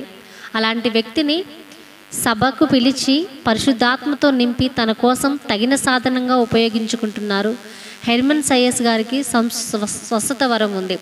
కొన్ని పెద్ద సంఘాలను ఆయన స్థాపించారు. ఆ సంఘాలలో ముఖ్యమైనది సోలింగ్లో ఉంది. 12 మైళ్ళ దూరం వెళ్ళిపోయింది. అంతలో ఎవరో వెనుక నుండి ఆయన్ని పిలుస్తున్నట్టు అనిపించింది. వెనుకకు తిరిగి కూటానికి వెళ్ళు అంటూ ఆయన్ని ఎవరో ఆదేశించినట్టయింది. ఇంకా ఒక్క అడుగైనా ముందుకు కారును నడపలేకపోయాడు. తడబడుతూ భార్యకు ఈ సంగతంతా చెప్పి కారును వెనక్కి త్రిప్పుకొని కూటానికి వచ్చారు. ఆ రాత్రంతా ఆయన అసమాధాన స్థితిలోనే ఉన్నారు. ఉదయం హ్యాండ్రూ కాప్ గారితో కలిసి బైబిల్ క్లాస్కు వచ్చారు. ఆ బైబిల్ క్లాసులోనే ఆ ధనవంతుడు అతని భార్య పరిశుద్ధాత్మను పొందారు. అప్పుడే ఆయన తన సాక్ష్యాన్ని చెప్పారు. జరిగిన ప్రతి విషయాన్ని పూసగుచ్చినట్టు వివరించారు. ఆ సభల చివరి రోజున 73 మంది బాప్తిస్మం పొందారు.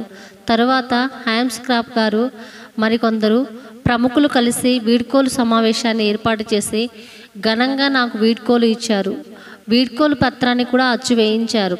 ఇక్కడి నుండి నేను డూసెల్డార్ఫ్ అనే పట్టణం చేరుకున్నాను. హెర్మన్ సయ్యన్ అనే భక్తుడు అక్కడ జరుగుతున్న కన్వెన్షన్ సభలకు నన్ను ఆహ్వానించారు. హెర్మన్ సయ్యన్ ఉన్నత కుటుంబానికి చెందినవారు, పెద్ద ఆస్తిపరులు. ఆయనకు ఎన్నో ఫ్యాక్టరీలు ఉన్నాయి. అలాంటి వ్యక్తిని ప్రభుని పిలిచి పరిశుద్ధాత్మతో కలిసి నింపి తన కోసం తగిన సాధనంగా ఉపయోగించుకుంటున్నారు.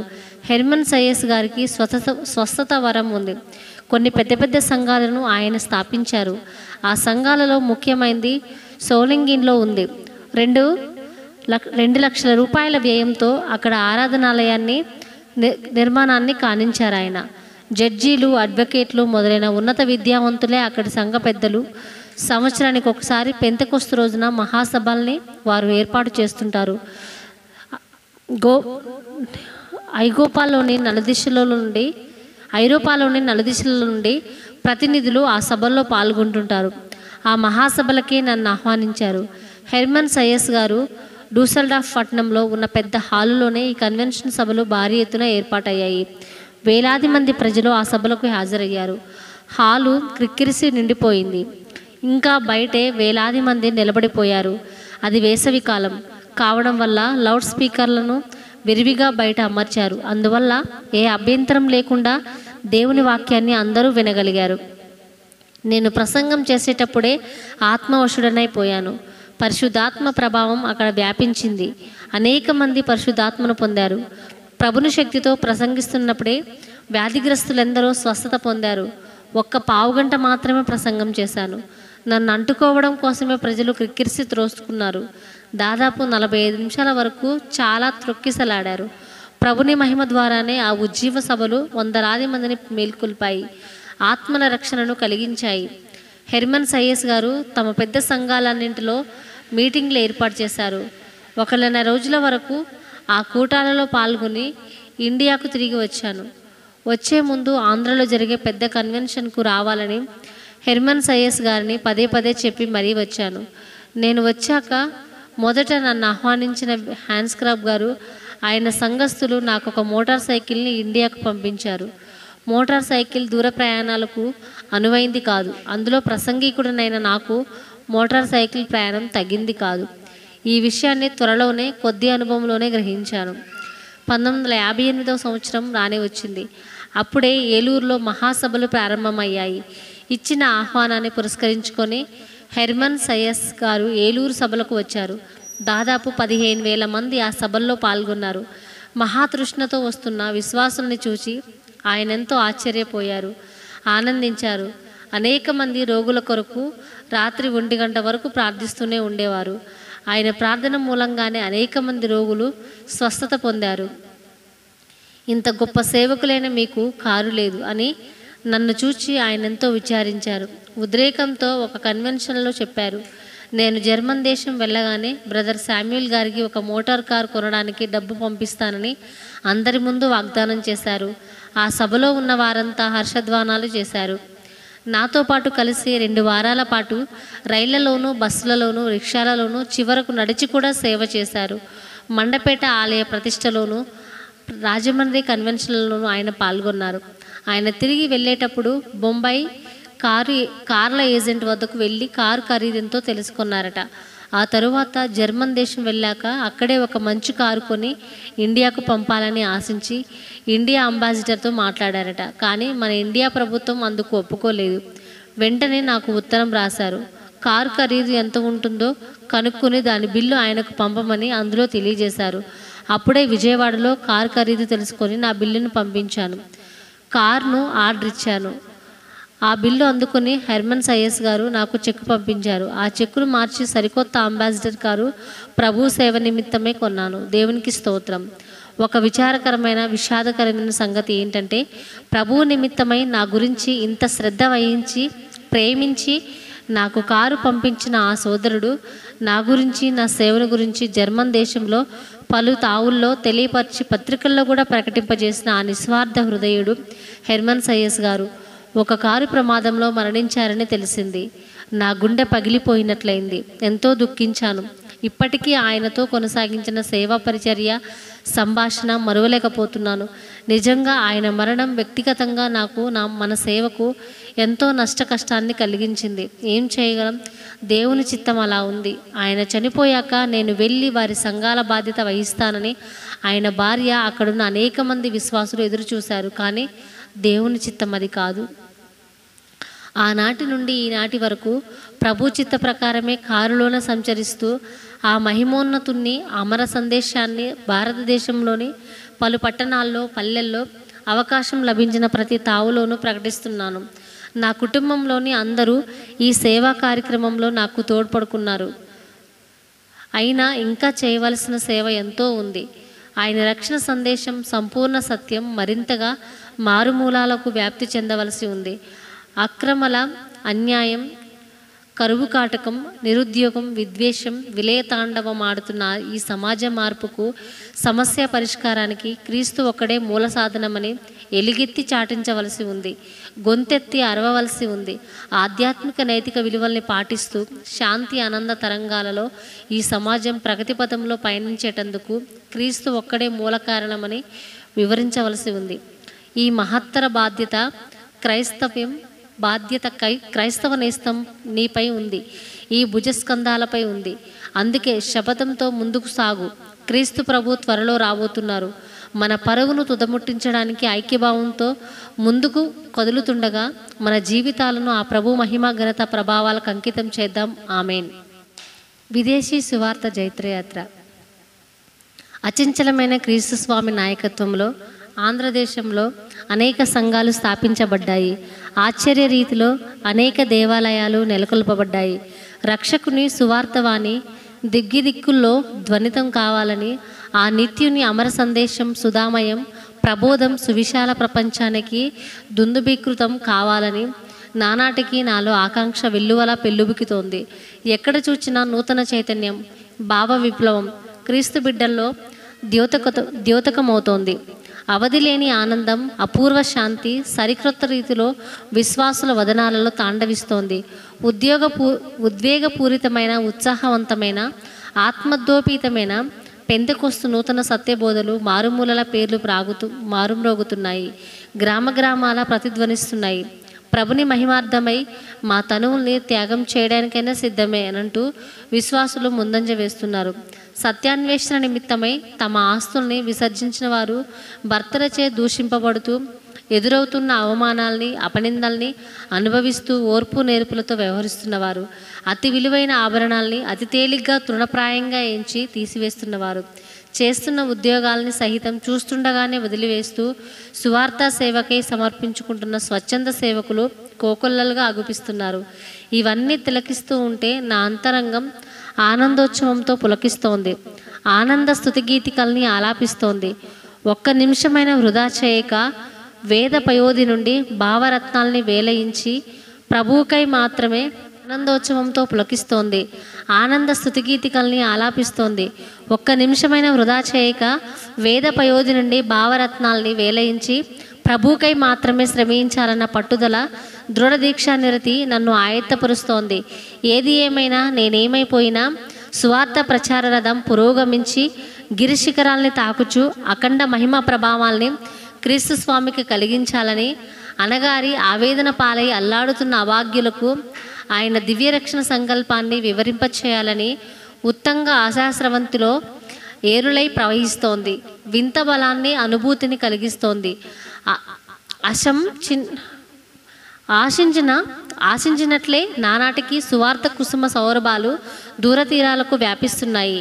మాట ఇచ్చిన దేవుడు నమ్మకమైన వాడు. తన వెలుగుబాటల్లో నన్ను నడిపిస్తూ 1929వ సంవత్సరపు ప్రవచనాల్ని క్రమక్రమంగా నెరవేరుస్తున్నారు ఆయన. ఆనాడు నన్ను సెలోన్లో నెనరుతో తాకి ఆత్మాభిషిక్తుని చేసి విదేశాలకు పంపబోతున్నానని, తూర్పుకే కాదు భూదిగంతముల వరకు తనకు సాక్షిగా వాడుకోబోతున్నానని సర్వోన్నతుడైన దైవం తెలియజేసిన ఆ ఉదంతం నా కన్నుల ముందు కార్యరూపం ధరిస్తోంది. ఆయనకు సాక్షిభూతముగా భూదిగంతముల వరకు సాగిపోయేటందుకు వీలుగా ఆ అనంతుని అధిక జ్ఞాన సంపన్నుని దివ్య సంకల్పం ప్రకారంగానే వివిధ దేశాల నుండి ఆహ్వానాలపై ఆహ్వానాలు అందుతున్నాయి. అందుకు నా కాలాన్ని వృధా చేయక ఆయన రాకకై ప్రజల్ని ఆయత్తపరచడానికై ముందుకు సాగుతున్నాను. సువార్త జైత్రయాత్రలో క్రొత్త పొలాల్ని త్రొక్కడం నాకెక్కడ లేని ఉత్సాహాన్ని కలిగిస్తోంది. దేహం హలిసిన తరుగని ఆత్మబలం నాకు అత్యంత స్థైర్యాన్ని అందించి జీవాధిపతి స్వచ్ఛంద సేవకునిగా బోధ ఉద్యమముకు దారి కల్పిస్తోంది. సౌహార్దిక సేవా రంగంలో నా శరీరాన్ని సజీవ యాగంగా సమర్పించి జీవరక్షకుని సేవించుటయే జీవితాశయంగా కలిగి ఆశాంతం ఆత్మల సంపాదన సంసేవమే నా ముఖ్య కర్తవ్యమైంది. విమోచన సందేశాన్ని ప్రపంచానికి వినిపించాలనే ఆరాటం నాలో పోరాటాన్ని సృజిస్తోంది. సిలోన్ సందర్శనం మొదటిసారిగా అంటే 1929వ సంవత్సరంలో నేను సిలోన్ వెళ్ళడం, అక్కడే సెప్టెంబర్ 29వ తారీఖున ప్రభుని దర్శనం, పవిత్రాత్మ ప్రోక్షణం పొందడం ప్రియ పాఠకులకు మీకు సుపరిచయమైన విషయమే. అయితే దైవవాక్య మాధుర్యాన్ని రుచి చూచిన సిలోన్ వాస్తవ్యులు మరోసారి 1930-31 సంవత్సరాలలో భారీ ఎత్తున మీటింగులు ఏర్పాటు చేసి తప్పక మీరు రావాలని నన్ను ఆహ్వానించారు. అది దైవచిత్తమని గమనించి 2వ పర్యాయము సిలోన్ వెళ్ళాను. దేవుని బిడ్డల్లో ఉండే ప్రేమ అపూర్వమైంది, అనిర్వచనీయమైంది. నా రాకతో వారెంతో ఆనందించారు. వారి కమల నయనాల్లో శరణ్మరీచికలు మౌనులెత్తాయి. అదే అదనుగా తీసుకొని అనుగ్రహింపబడిన అమూల్యమైన సమయాన్ని సద్వినియోగం చేసుకొని ఆ అనంతుని దివ్య సందేశామృతాన్ని ఆశదీరా అందించాను. అనేక ఆత్మలకు ఆశీర్వాదం కలిగేలా ప్రభు సన్నిధిలో అంగలార్చాను. ప్రార్థనకు ప్రతిఫలం లభించింది. సిలోన్ వెళ్ళినందుకు నాకు సంతృప్తి, తీరని సంతోషం లభించింది.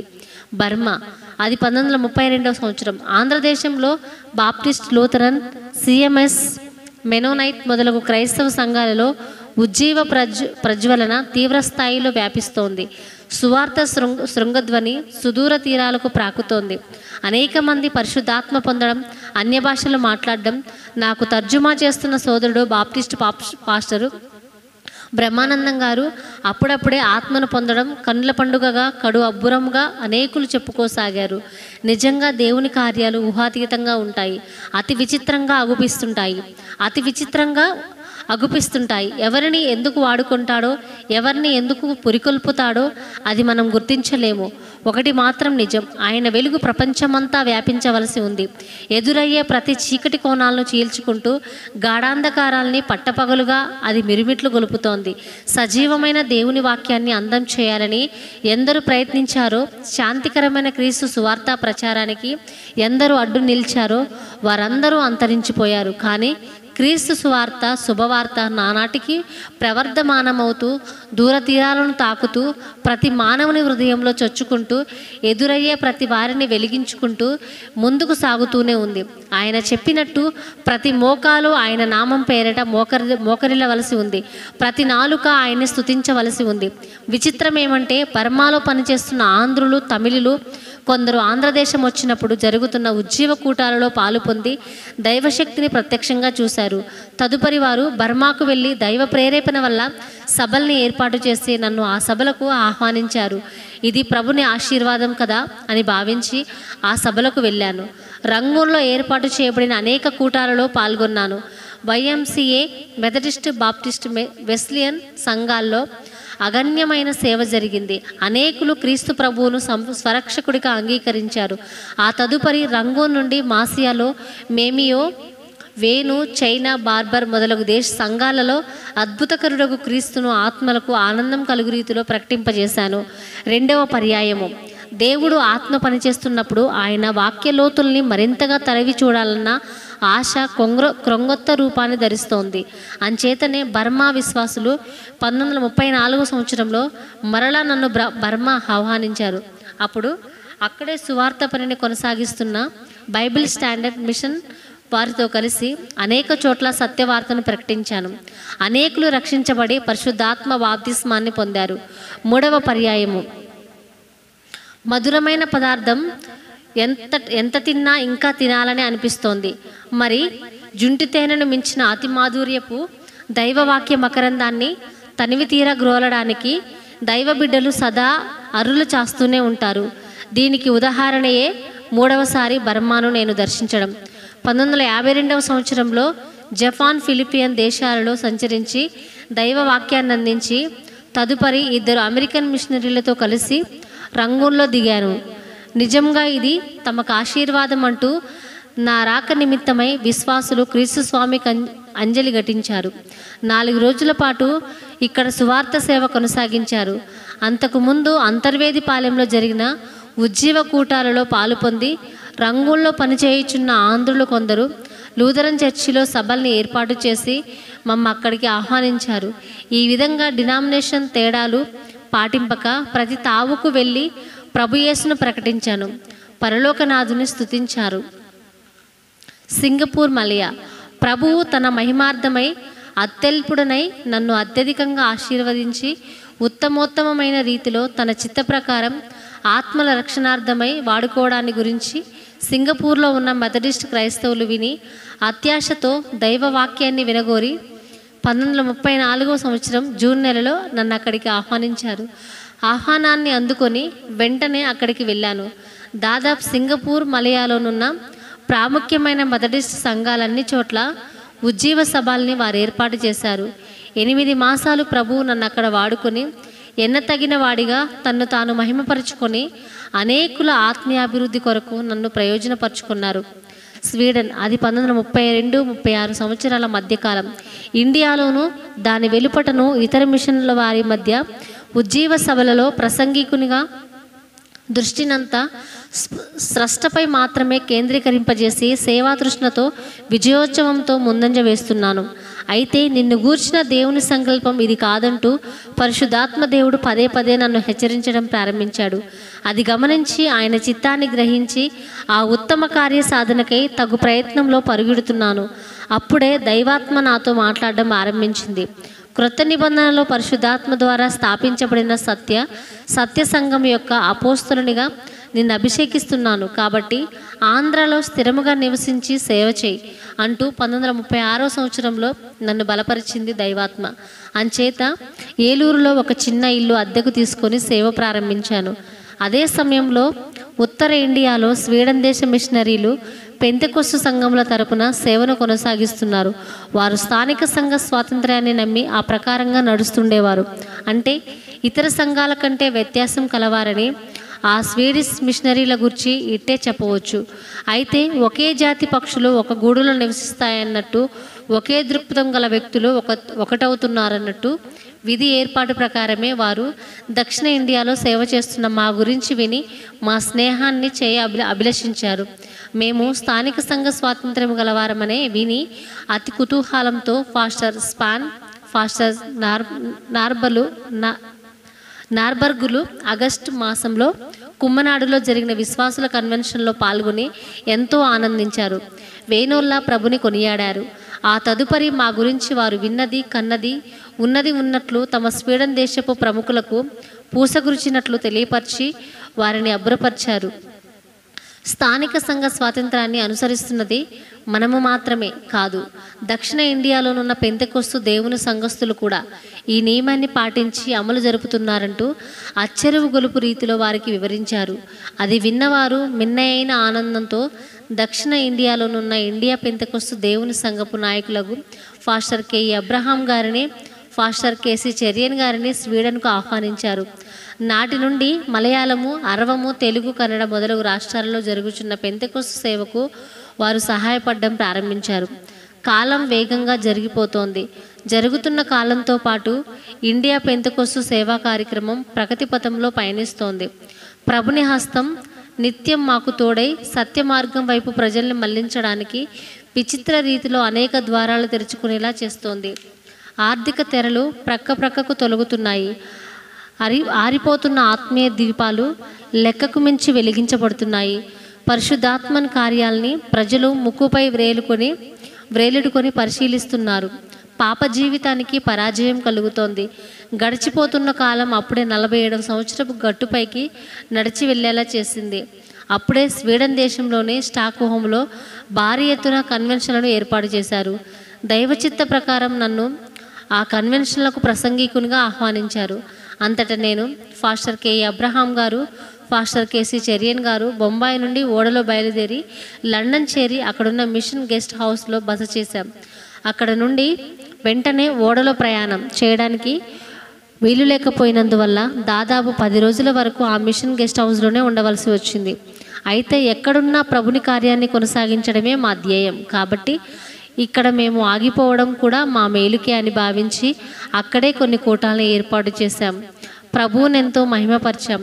ఆ తదుపరి విచిత్ర రీతిలో విమానంలో డెన్మార్క్ వెళ్ళడానికి ప్రభు ద్వారాన్ని తెరిచారు. ఆయన కృప ద్వారానే డెన్మార్కుకు ముఖ్య పట్టణమైన కుషన్ హెగెన్లోనున్న పెంతెకొస్తు గుడిలో 4 దినాల్లో సభలు జరిపాము. ఆ ఉజ్జీవ సభలలో అద్భుతకరంగా దేవుడు మమ్మల్ని వాడుకున్నాడు.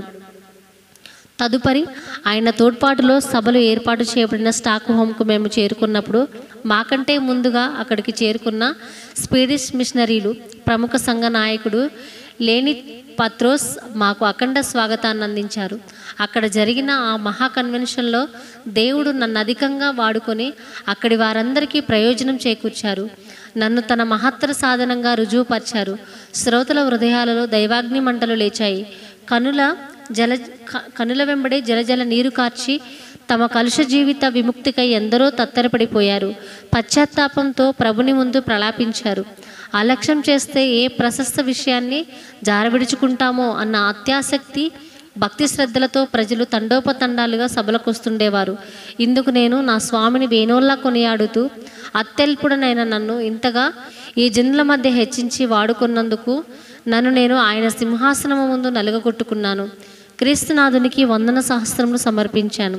ఫాస్టర్ కె అబ్రహాం గారు, ఫాస్టర్ కేసీ చెరియన్ గారు, నేను మా ద్విభాషీయ కలిసి స్వీడన్ దేశమందున్న ప్రాముఖ్యమైన పెంతెకొస్తు సంఘాలన్నిటిని దర్శించి కడు ఉజ్జీవంతో ఉజ్జీవ సభల్ని పెక్కు జరిపించాం. దైవశక్తిని ప్రదర్శింపజేశాం. అక్కడ జరిగిన సభల్లో రక్షణ పొంది కొంతమంది స్వీడన్ విశ్వాసులకు నేను నీళ్ళ బాప్తిస్మములను ఇచ్చాను. నిజంగా అక్కడున్న కాలంలో నేను చూసిన సుందర మనోహర శోభాయమానపు విశేష రమ్యకరపు దృశ్యాలు నాకు సంభ్రమాశ్చర్యాన్ని కలిగించి దేహాన్ని పులకింపజేశాయి. సృష్టికర్తకు అంజలి ఘటింపజేశాయి. ప్రకృతి శోభ, అచ్చటి ప్రకృతి శోభ వర్ణనాతీతం. కడు ముదావహం. వేసవిలో చీకటి అనేది ఉండదు. అక్కడ రాత్రికి పగటికి భేదం తెలియదు. గడియారాన్ని చూచి సమయాన్ని తెలుసుకోవాల్సిందే కానీ వెలుతురుని బట్టి అది సాధ్యపడదు. రాత్రి వేళ పగలున్నట్టు ఎండ ఉండదు, కానీ వెలుగు కావలసినంత ఉంటుంది. రాత్రి వేళ నిద్రించడానికి వీలుగా తెరలు కట్టి చీకటిని ఆవరింపజేసే ప్రత్యేకమైన గదులున్నాయి. అర్ధరాత్రి వేళకు ఒక విధమైన ఛాయ కనిపిస్తుంటుంది. మేము పాలు పొందే కన్వెన్షన్ కూటాలలో చక్కని వెలుగుంటుండేది. మా ప్రసంగాలు ముగించబడ్డాక ఆ కూటాలు జరిగించే పెద్ద లేచి ఈ రాత్రి పరిశుద్ధాత్మ కొరకు కనిపెట్టి ఆశీర్వాదం పొందగోరు వారు ముందుకు రావాలి అంటున్నప్పుడు అది రాత్రి వేళ అని మేము గ్రహిస్తుండేవారం. అయితే జూన్ 30వ తేదీన అక్కడ ఒక విశేషం గోచరిస్తుంది. అదేమంటే ప్రతి మధ్యాహ్నము 12 గంటలకు సూర్యుని చూసే విధంగానే ఆ రోజు అంటే జూన్ 30వ తేదీ అర్ధరాత్రి 12 గంటలకు కూడా సూర్యుని చూడవచ్చు. దానినే మధ్యరాత్రి సూర్యుడు అని అంటుంటారు. అప్పుడు సూర్యరశ్మి మాత్రం అంత తీవ్రంగా ఉండదు. ఈ విచిత్రాన్ని చూడడానికి అనేక ప్రాంతాల నుండి వినోదయాత్రికులు వేలు వస్తుంటారు. మరో విశేషం ఏమంటే అక్కడ శీతాకాలంలో పగలు వెలుగుండదు. మిట్ట మధ్యాహ్నము సన్నని కిరణాల్ని పోలిన వెలుగు మాత్రం గోచరిస్తుంది. ఈ విధంగా 3 మాసాల వరకు పగటి వేళ వెలుగు లేకుండానే కొనసాగుతుంది. అంచేత విద్యుత్ శక్తి ద్వారా వెలుగును ఉత్పత్తి చేస్తుంటారు. తటాకములు స్వీడన్లో సముద్రంతో అనుమతింపబడినవి తటాకాలెన్నో ఉన్నాయి. వేసవిలో ప్రజలు వినోదానికై ఈ తటాకాలపై నావలలో సంచారం చేస్తుంటారు. కానీ శీతాకాలంలో మంచు కురియడం చేత ఇక్కడ ఉన్న నీరు ఘనీభవించి గడ్డు కడుతుంది. అంచేత ప్రజలు ఆ మంచుగడ్డల మీదనే ప్రయాణం చేస్తుంటారు. కార్లలో కూడా ఆ మంచుపై వెడుతుంటారు. ఈ విధంగా సరస్సులలోనే కాక ఉత్తర ధ్రువమందును దాని సమీపమునున్న అట్లాంటిక్ మహాసముద్రమునందు నీరు గడ్డకట్టడం చేత వాటిపై ప్రజలు నడిచి వెళ్ళడానికి అనువుగా ఉంటుంది. అలాంటి సమయాల్లోనే ఓడలపై ప్రయాణం అతి భయంకరంగా ఉంటుంది. అందువల్లనే కొన్ని సమయాల్లో శీతాకాలం గడిచే వరకు ఓడల ప్రయాణం మాని ఆ సముద్రంలోనే ఆగి ఉండవలసి వస్తుంది. ఈ పరిస్థితి వల్లనే స్వీడన్, డెన్మార్క్ దేశముల మధ్య సముద్ర ప్రయాణం కొంతకాలం ఆగిపోవలసి వస్తుంది. ఆనందోత్సవంతో పరిశుభ్రత చక్కటి ఆరోగ్యానికి మూల కారణమవుతుంది. పరిశుభ్రత దైవత్వానికి దగ్గర సంబంధాన్ని కలిగి ఉంటుంది. పరిశుభ్రమైన శరీరము పరిశుద్ధమైన మనసుకు దేవాలయం.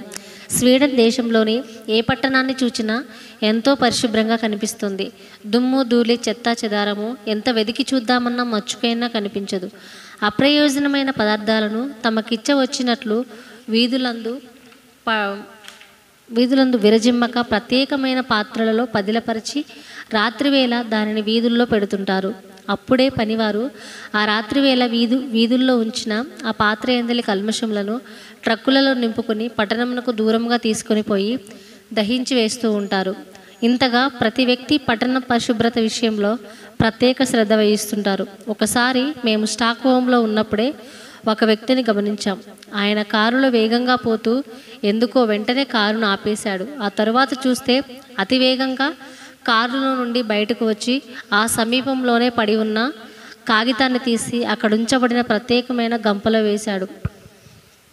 అది మాకు చాలా ఆశ్చర్యం అనిపించింది. ఉండలేక అడిగేశాం, ఏమిటండి అది అని. ఏముంది, పట్టణంలో ఏ విధమైన అశుభ్రత కనిపించడం నాకు ఇష్టం లేదు అంటూ టకీమంటూ సమాధానం చెప్పాడు. నిజంగా మన దేశంలో ప్రతి ఒక్కరూ ఇలా ఉంటే ఎంత బాగుంటుంది అని అనిపించింది మాకు. మంచు డిసెంబర్ నెల ప్రారంభంలో ఏదో తెల్లగా ఆకాశం నుండి కురియడం మేము చూసాం. అదేమిటో మాకు తెలియదు. అలాంటి దాన్ని అదే మొదటిసారిగా చూడడం కనుక అదేమిటి ఆకాశం నుండి పడుతుంది అని అక్కడి వారిని అడిగాం. వెంటనే అది మంచు అని వారు సమాధానం చెప్పారు. ఆ తరువాత అదే నెల 24వ తారీఖున నార్వేలోనున్న ఓస్లో అనే ఒక పెద్ద పట్టణంలో క్రిస్మస్ సందేశం ఇవ్వడానికి మమ్మల్ని ఆహ్వానించారు. మేము రైలులో ప్రయాణం చేస్తున్నాం. తెల్లవారుజాము కావస్తుంది. స్వీడన్ సరిహద్దుల్ని దాటి నార్వేలో మేము ప్రవేశించబోతుండగా పాస్పోర్ట్ పరీక్ష చేయడానికి పోలీసు వారు మా గ్యారేజీలోకి వచ్చారు. వారికి పాస్పోర్ట్ చూపించాను. తరువాత గ్యారేజీ కిటికీ తలుపు తీసి బయటికి చూస్తే ఏమీ కనిపించడం లేదు. కళ్ళు నలుపుకొని చూశాను. తెల్లని పదార్థంతో భూమంతా ఆవరించబడి ఉంది. ఆశ్చర్యపోయాను. అది మంచని పోలీసు వారు చెప్పారు. అక్కడి పెద్ద పెద్ద భవనాలు మంచుతో కప్పబడిపోయాయి. విరామం లేకుండా విపరీతంగా కురిసే మంచు వల్ల మనకు ఏదీ గోచరం కాదు. కానీ కిటికీల నుండి సన్నసన్నగా కనిపించే వెలుగు రేఖల్ని బట్టి అవి గృహాల్ని పోల్చుకోవాల్సి ఉంటుంది. ఓస్లోలో మేము దిగినప్పుడు సమస్తము మంచు చేత ఆవరించబడి ఉంది. ప్రయాణానుకూలం కొరకు ఒక యంత్రం ఆ మంచును తొలగిస్తూ దారి కనిపించేలా చేస్తుంది. ఈ రీతిగా మునుపెన్నడూ చూడని వింతలు, విచిత్ర విషయాలు నా క్రీస్తు స్వామి తోడ్పాటుతో మాత్రమే చూడగలిగాను. ఆయన నామ మహిమార్థమై మాత్రమే ఆ ప్రాంతాలను, అచటి వాతావరణ పరిస్థితులను నేను సందర్శించగలిగాను. స్వీడన్ 2వ పర్యాయము. అఖండ విజయంతో సౌవార్తిక దిగ్విజయ యాత్ర ముగించుకొని 1948వ సంవత్సరంలో స్వదేశానికి తిరిగి వచ్చాను. ఆ తదుపరి 1955వ సంవత్సరంలో అఖిల ప్రపంచ పెంతెకోస్తు మహాసభల్ని స్వీడన్లోని స్టాక్ హోమ్లోనే ఏర్పాటు చేసి ఆ సభల్లో ప్రసంగించడానికి ప్రత్యేకంగా నన్ను ఆహ్వానించారు. పరిశుద్ధాత్మని ప్రబోధంతో పరమానందోత్సవాలతో ఆ అనంతుణ్ణి దివ్య సందేశామృతాన్ని వారి కడుపులు నిండే వరకు అందించాను. పొంగిపొరిలే ఉజ్జీవ విజృంభణముతో సువార్త సంగీత సునాదంతో అనేక సంఘాల్ని సందర్శించి సర్వేశ్వరుని సువిశేషాన్ని, ఆయన వాత్సల్య బాహుల్యాన్ని సరికొత్త రీతిలో వారికి ప్రకటింపజేశాను. తదుపరి స్వదేశం చేరుకున్నాను. ఫిన్లాండ్. అఖిలాండ బ్రహ్మాండ సృష్టికర్తకు అడ్డు ఏముంది? తన కీర్తి పతాకానికి అవధి ఏముంది? బూదిగంతముల వరకు ప్రజలకు ఆయనకు సాక్షులు కావాలని ఉంది. వింతగా ఆంధ్రలో మింటికెగసిన పెంతెకోస్తు ఉజ్జీవజ్వాల ఫిన్లాండ్లో ఎగిరిపడింది. అవి 2వ ప్రపంచ మహాయుద్ధం ముగించబడుతున్న రోజులు. కడు విషాద రేఖలు ఫిన్లాండ్ దేశమంతా ఆవరించాయి. ఆకలి బాధ, ఆవేదన, వస్త్రహీనత, తట్టుకోలేని దుఃఖతెరలు ప్రతి వ్యక్తి బ్రతుకులోనూ పోరాడుతున్నాయి. నిరాశ్రయులై, నిర్భాగ్యులై మొదటి ప్రపంచ యుద్ధంలో జర్మనీ వారి ద్వారాను, రెండవ ప్రపంచ యుద్ధంలో రష్యా వారి ద్వారాను వర్ణింపనలవి కాని శ్రమాకాల వాళ్ళమై నలిగిపోయారు. కన్నీటి మడుగులో మన్నలేక వారు మన్నుతున్నారు. అదే దుర్భర పరిస్థితులలో ఆ ఉన్నతిని పిలుపునందుకొని అచ్చటి పెంతెకొస్తు నాయకుల ఆహ్వానాన్ని అందుకొని 1947లోనే స్వీడన్ నుండి రైలులో ప్రయాణం చేసి ఫిన్లాండ్ చేరుకున్నాను. అతి దూర ప్రయాణం చేసి అలసిపోయిన నేను ఎంత ప్రయత్నం చేసి అయినా, ఎంత ఖరీదు చెల్లించి అయినా ఒక కప్పు కాఫీ కొని త్రాగాలని ఆశపడ్డాను. కానీ ఎక్కడ కూడా ఒక కాఫీ కాదు కదా, అరకప్పు కూడా లభించలేదు. ఇంతటి ఘోర బాధల్ని, శ్రమల్ని, ఆకలి దప్పికల్ని అనుభవిస్తూ కూడా ఆత్మీయ రీతిలో వెనుగంజ వేయక ఆనందంతో కనిపించే ఫిన్లాండ్ క్రైస్తవ విశ్వాసుల్ని చూచి నేను బహుగా సంతోషించాను. సంభ్రమాశ్చర్యాలతో బహుగా ప్రభుని స్తుతించాను. ఏర్పాటు చేయబడిన కూటాలకు ప్రజలు వేనవేలుగా రాసాగారు. అశ్రునయనాలతో, వివర్ణమైన ముఖాలతో, పశ్చాత్తాపంతో తమ పాప హృదయాన్ని ప్రభు సన్నిధిలో చింపుకొని క్రొత్త మనుషులుగా మారిపోయారు. ఆనంద బాష్పాలు రాల్చారు. ఆధ్యాత్మిక విజయబేరి అచటం రోగించబడింది. విచిత్ర పరివర్తనం, ఉల్లాసనాదం, సరిక్రొత్త వాతావరణం అక్కడ నాట్యమాడాయి. ఉవ్వెత్తుగా ప్రార్థించబడిన ఆత్మీయపు ఆనందంలో తమ గతకాలపు హృదయ విషాదకరపు యుద్ధకోతల్ని విశ్వాసులు విస్మరించారు. నేను అచ్చటనున్నంత కాలం స్వకీయుల కన్నా మిన్నగా వారు నన్ను ఆదరించి, గౌరవించి, ప్రేమించారు. స్నానము ఐరోపా రాజ్యాలలో అందు ప్రత్యేకంగా మరి ముఖ్యంగా ఫిన్లాండ్ దేశంలో ప్రజలు నూనె పూసుకోవడం కానీ, రోజుకు 2-3 సార్లు స్నానం చేయడం కానీ మొదలగు అలవాట్లను అసలు వారు కలిగి ఉండుట దాదాపు మానిరి. 90 గృహాలలో స్నానం చేయడానికి ప్రత్యేక గదులే ఉండవు. కారణం అచ్చటి వాతావరణ విశేషమే. అక్కడ అధికంగా చలి ఉంటుంది. కాలం శరీరానికి చెమట పట్టదు. భూమిపై నుండి ధూళి ఎగరదు. అందువల్లనే అక్కడ ఉన్న వారికి స్నానం చేయవలసిన అగత్యత అగుపించదు. అయితే అదే మన ఇండియా దేశంలో అయితే ఒక్క ప్రసంగం చేస్తే చాలు, స్నానం చేసినట్టే చెమట శరీరా నుండి కారుతుంటుంది. కానీ ఇలాంటి స్థితి అక్కడ రమ్మంతైనా గోచరించదు. కానీ విశేషం ఏమంటే అక్కడ ఒక్కొక్క పట్టణంలో స్నానపు శాలలు ఉన్నాయి. అవి ఒక విధమైన వ్యాపారపు స్నానశాలలు అన్నమాట. అంటే నెలకు ఒకసారి ఆ స్నానశాలకు వెళ్ళి డబ్బు చెల్లించి కావలసిన వారు స్నానం చేసి వస్తుంటారు. మరి ఈ స్నానాల్లో రకాలు కూడా ఉన్నాయి. చెల్లించే డబ్బును బట్టి స్నాన సౌకర్యాలు అమరి ఉంటాయి. పరుండబెట్టి శరీరానికి అంతటికీ సబ్బును చమిరి స్నానం చేయించడానికి అక్కడ మనుషులుంటారు. రెండవ పర్యాయము 1955వ సంవత్సరంలో అఖిలలోక పెంతెకొస్తు మహాసభానంతరము రెండవసారి నేను ఫిన్లాండ్ దర్శించి 2 మానములు అక్కడే ఉండి అనేక పట్టణాలలో దేవుని కృపాసహితమైన రక్షణను, క్రీస్తు సువిశేషాన్ని విశేష రీతిలో చాటించాను. ఆ సందర్భంలోనే ఫిన్లాండ్ స్టీమ్ బాత్ నేను కూడా చేశాను. నా దేవుని కొరకు ముందుగా సాగుతూ ఎన్నో వింతలు చూశాను. ఎన్నో రకాల వాతావరణ అనారోగ్యపు పరిస్థితులకు ఎదురు నిలిచాను. నార్వే 1947వ సంవత్సరంలో స్వీడన్లో జరిగిన మహాసభల అనంతరం నార్వేలోనున్న పెంతెకొస్తు నాయకుల ఆహ్వానాన్ని పురస్కరించుకుని వేగమే అచ్చటికి తరలి వెళ్ళాను. మొట్టమొదటిగా నార్వేకు ముఖ్య పట్టణమైన ఓస్లోకు వెళ్ళాను. అక్కడ ఫిలదెల్ఫియా అనే ఒక పెద్ద పెంతెకొస్తు సంఘం ఉంది. దానికి సంబంధించిన ఒక స్వంత హోటల్ కూడా ఉంది. అది శీతాకాలం. చలి విపరీతంగా ఉంది. మామూలుగా అయితే ఎముకల్ని కొరికివేసి ఆ చలిని తట్టుకోవడం కష్టమే. అయితే చలిని తొలగించి ఎండ వేడి పుట్టించడానికి గాను అక్కడున్న హోటల్కి తిరుగుతుండే కారుకు యంత్ర పరికరాన్ని అమర్చారు. హోటల్లో ఉన్నంతసేపు చలి అనిపించదు. కానీ వెలుపలికి వెళ్ళినప్పుడు మాత్రం ఎంత చేసినా చలిగానే ఉంటుంది. నేను కొన్ని గ్రామాలకు ప్రసంగాలకు వెళ్ళినప్పుడు నేను భారతదేశస్థుడనని వారు ఎరుగుదురు. కాబట్టి నేను ప్రసంగం చేస్తున్న హాల్ వెచ్చగా ఎండినట్లు యంత్ర పరికరం ద్వారా ఏర్పాటు చేస్తుండేవారు. అయితే నేను భారతదేశపు దుస్తులతోనే బోధిస్తున్నాను. ఆ యంత్రాలు ఉత్పత్తి చేసే అధిక వేడికి కొంతసేపటికి నాకు చెమట పడుతుండేది. అది వారు గమనించి ఉష్ణంను ఉత్పత్తి చేసే ఆ యంత్రం యొక్క వేగాన్ని కొంత తగ్గించడానికి దాని డిగ్రీలను మారుస్తుండేవారు. నేను బయటకు వెళుతున్నప్పుడు 6 లేక 7 ఉన్ని ఉడుపుల్ని ధరించి చేతులకు గ్లౌజ్ వేసుకొని తల, చెవులు, గడ్డము సహా కప్పిపుచ్చడి ఉన్ని కళాయిని ఉన్ని కుళాయిని ధరిస్తుండేవాడిని. ఈ విధంగా చలిని నివారించడానికి ఇంత జాగ్రత్త వహించినప్పటికీ ఏ కప్పు లేని ముఖభాగమందు తిమ్మిరి ఎక్కినట్లుండేది. అందువలన తిమ్మిరిగానున్న ముఖభాగాన్ని తరచుగా చేతితో రుద్దుకొనుచుండవలసి వచ్చేది. రాత్రివేళ కూటాలకు వచ్చే పురుషులు మృగ చర్మములతో చేయబడిన నిలువుటంగిల్ని ధరిస్తుండేవారు. స్త్రీలైతే పలు రంగురంగుల గొర్రెల బోలి కనిపిస్తుండేవారు. వారు చర్మపు ఓవర్ కోట్లను ధరిస్తుండేవారు. నిజంగా సౌవార్థిక సేవారంగంలో ముందుకు సాగడం తీగ మీద సాము లాంటిది. సుఖమైన నిద్ర కుదరదు, వేలకు భోజనం అమరదు, రకరకాల నీరు త్రాగడం, రకరకాల పదార్థాలు తినడం, ఒక్కోసారి ఏమీ తినకనే పస్తులుండడం సహజంగా జరుగుతుంటుంది. వివిధ రీతుల మార్పు చెందే వాతావరణ పరిస్థితులను తట్టుకోవడం బహు కష్టంగా ఉంటుంది. ఆత్మల దాహంతో ముందుకు సాగుతున్నప్పుడు ఏమి సంభవించినా అది ఆనందంగానే ఉంటుంది. ఆత్మ సంతృప్తి మిగులుతుంది. మీద పడే సమ్మెటపోట్లు ప్రభులో లీనమైనప్పుడు హాయిగొలిపే వర్షపు జల్లుల్లా అగుపిస్తాయి. ఈ సందర్భంలో జిప్పి స్మిత్ గారి అమూల్య పలుకులు నా స్మృతి పదంలో మెదులుతున్నాయి. దేవుని కృపాసహితమైన రక్షణను చాటిస్తూ 54 ఏండ్లు కృషి చేసిన స్మిత్ తన ముగింపు మాటల్ని పలుకుతున్నాడు. నేను వసంత ఋతువు యొక్క సూర్యకిరణాలలో గంతులేశాను. వేసవికాలపు వెట్టను అనుభవించాను. ఆకురాలు కాలపు బంగారు కాంతులను బాగుగా చూశాను. చలికాలపు క్రౌర్యాన్ని చాలా చాలా చూశాను. అయితే ఇప్పుడు మహా అరుణోదయం. అదిగో అది నిరంతరం మండునది. ఆశ్చర్యకరుడు ఆ యేసు అంటూ వెడతాను, ఆయన్ని కలుసుకుంటాను అన్నాడు. నిజం, ఆ గమ్యాన్ని చేరుకోవడానికి అనేక సరిహద్దుల్ని దాటాలి.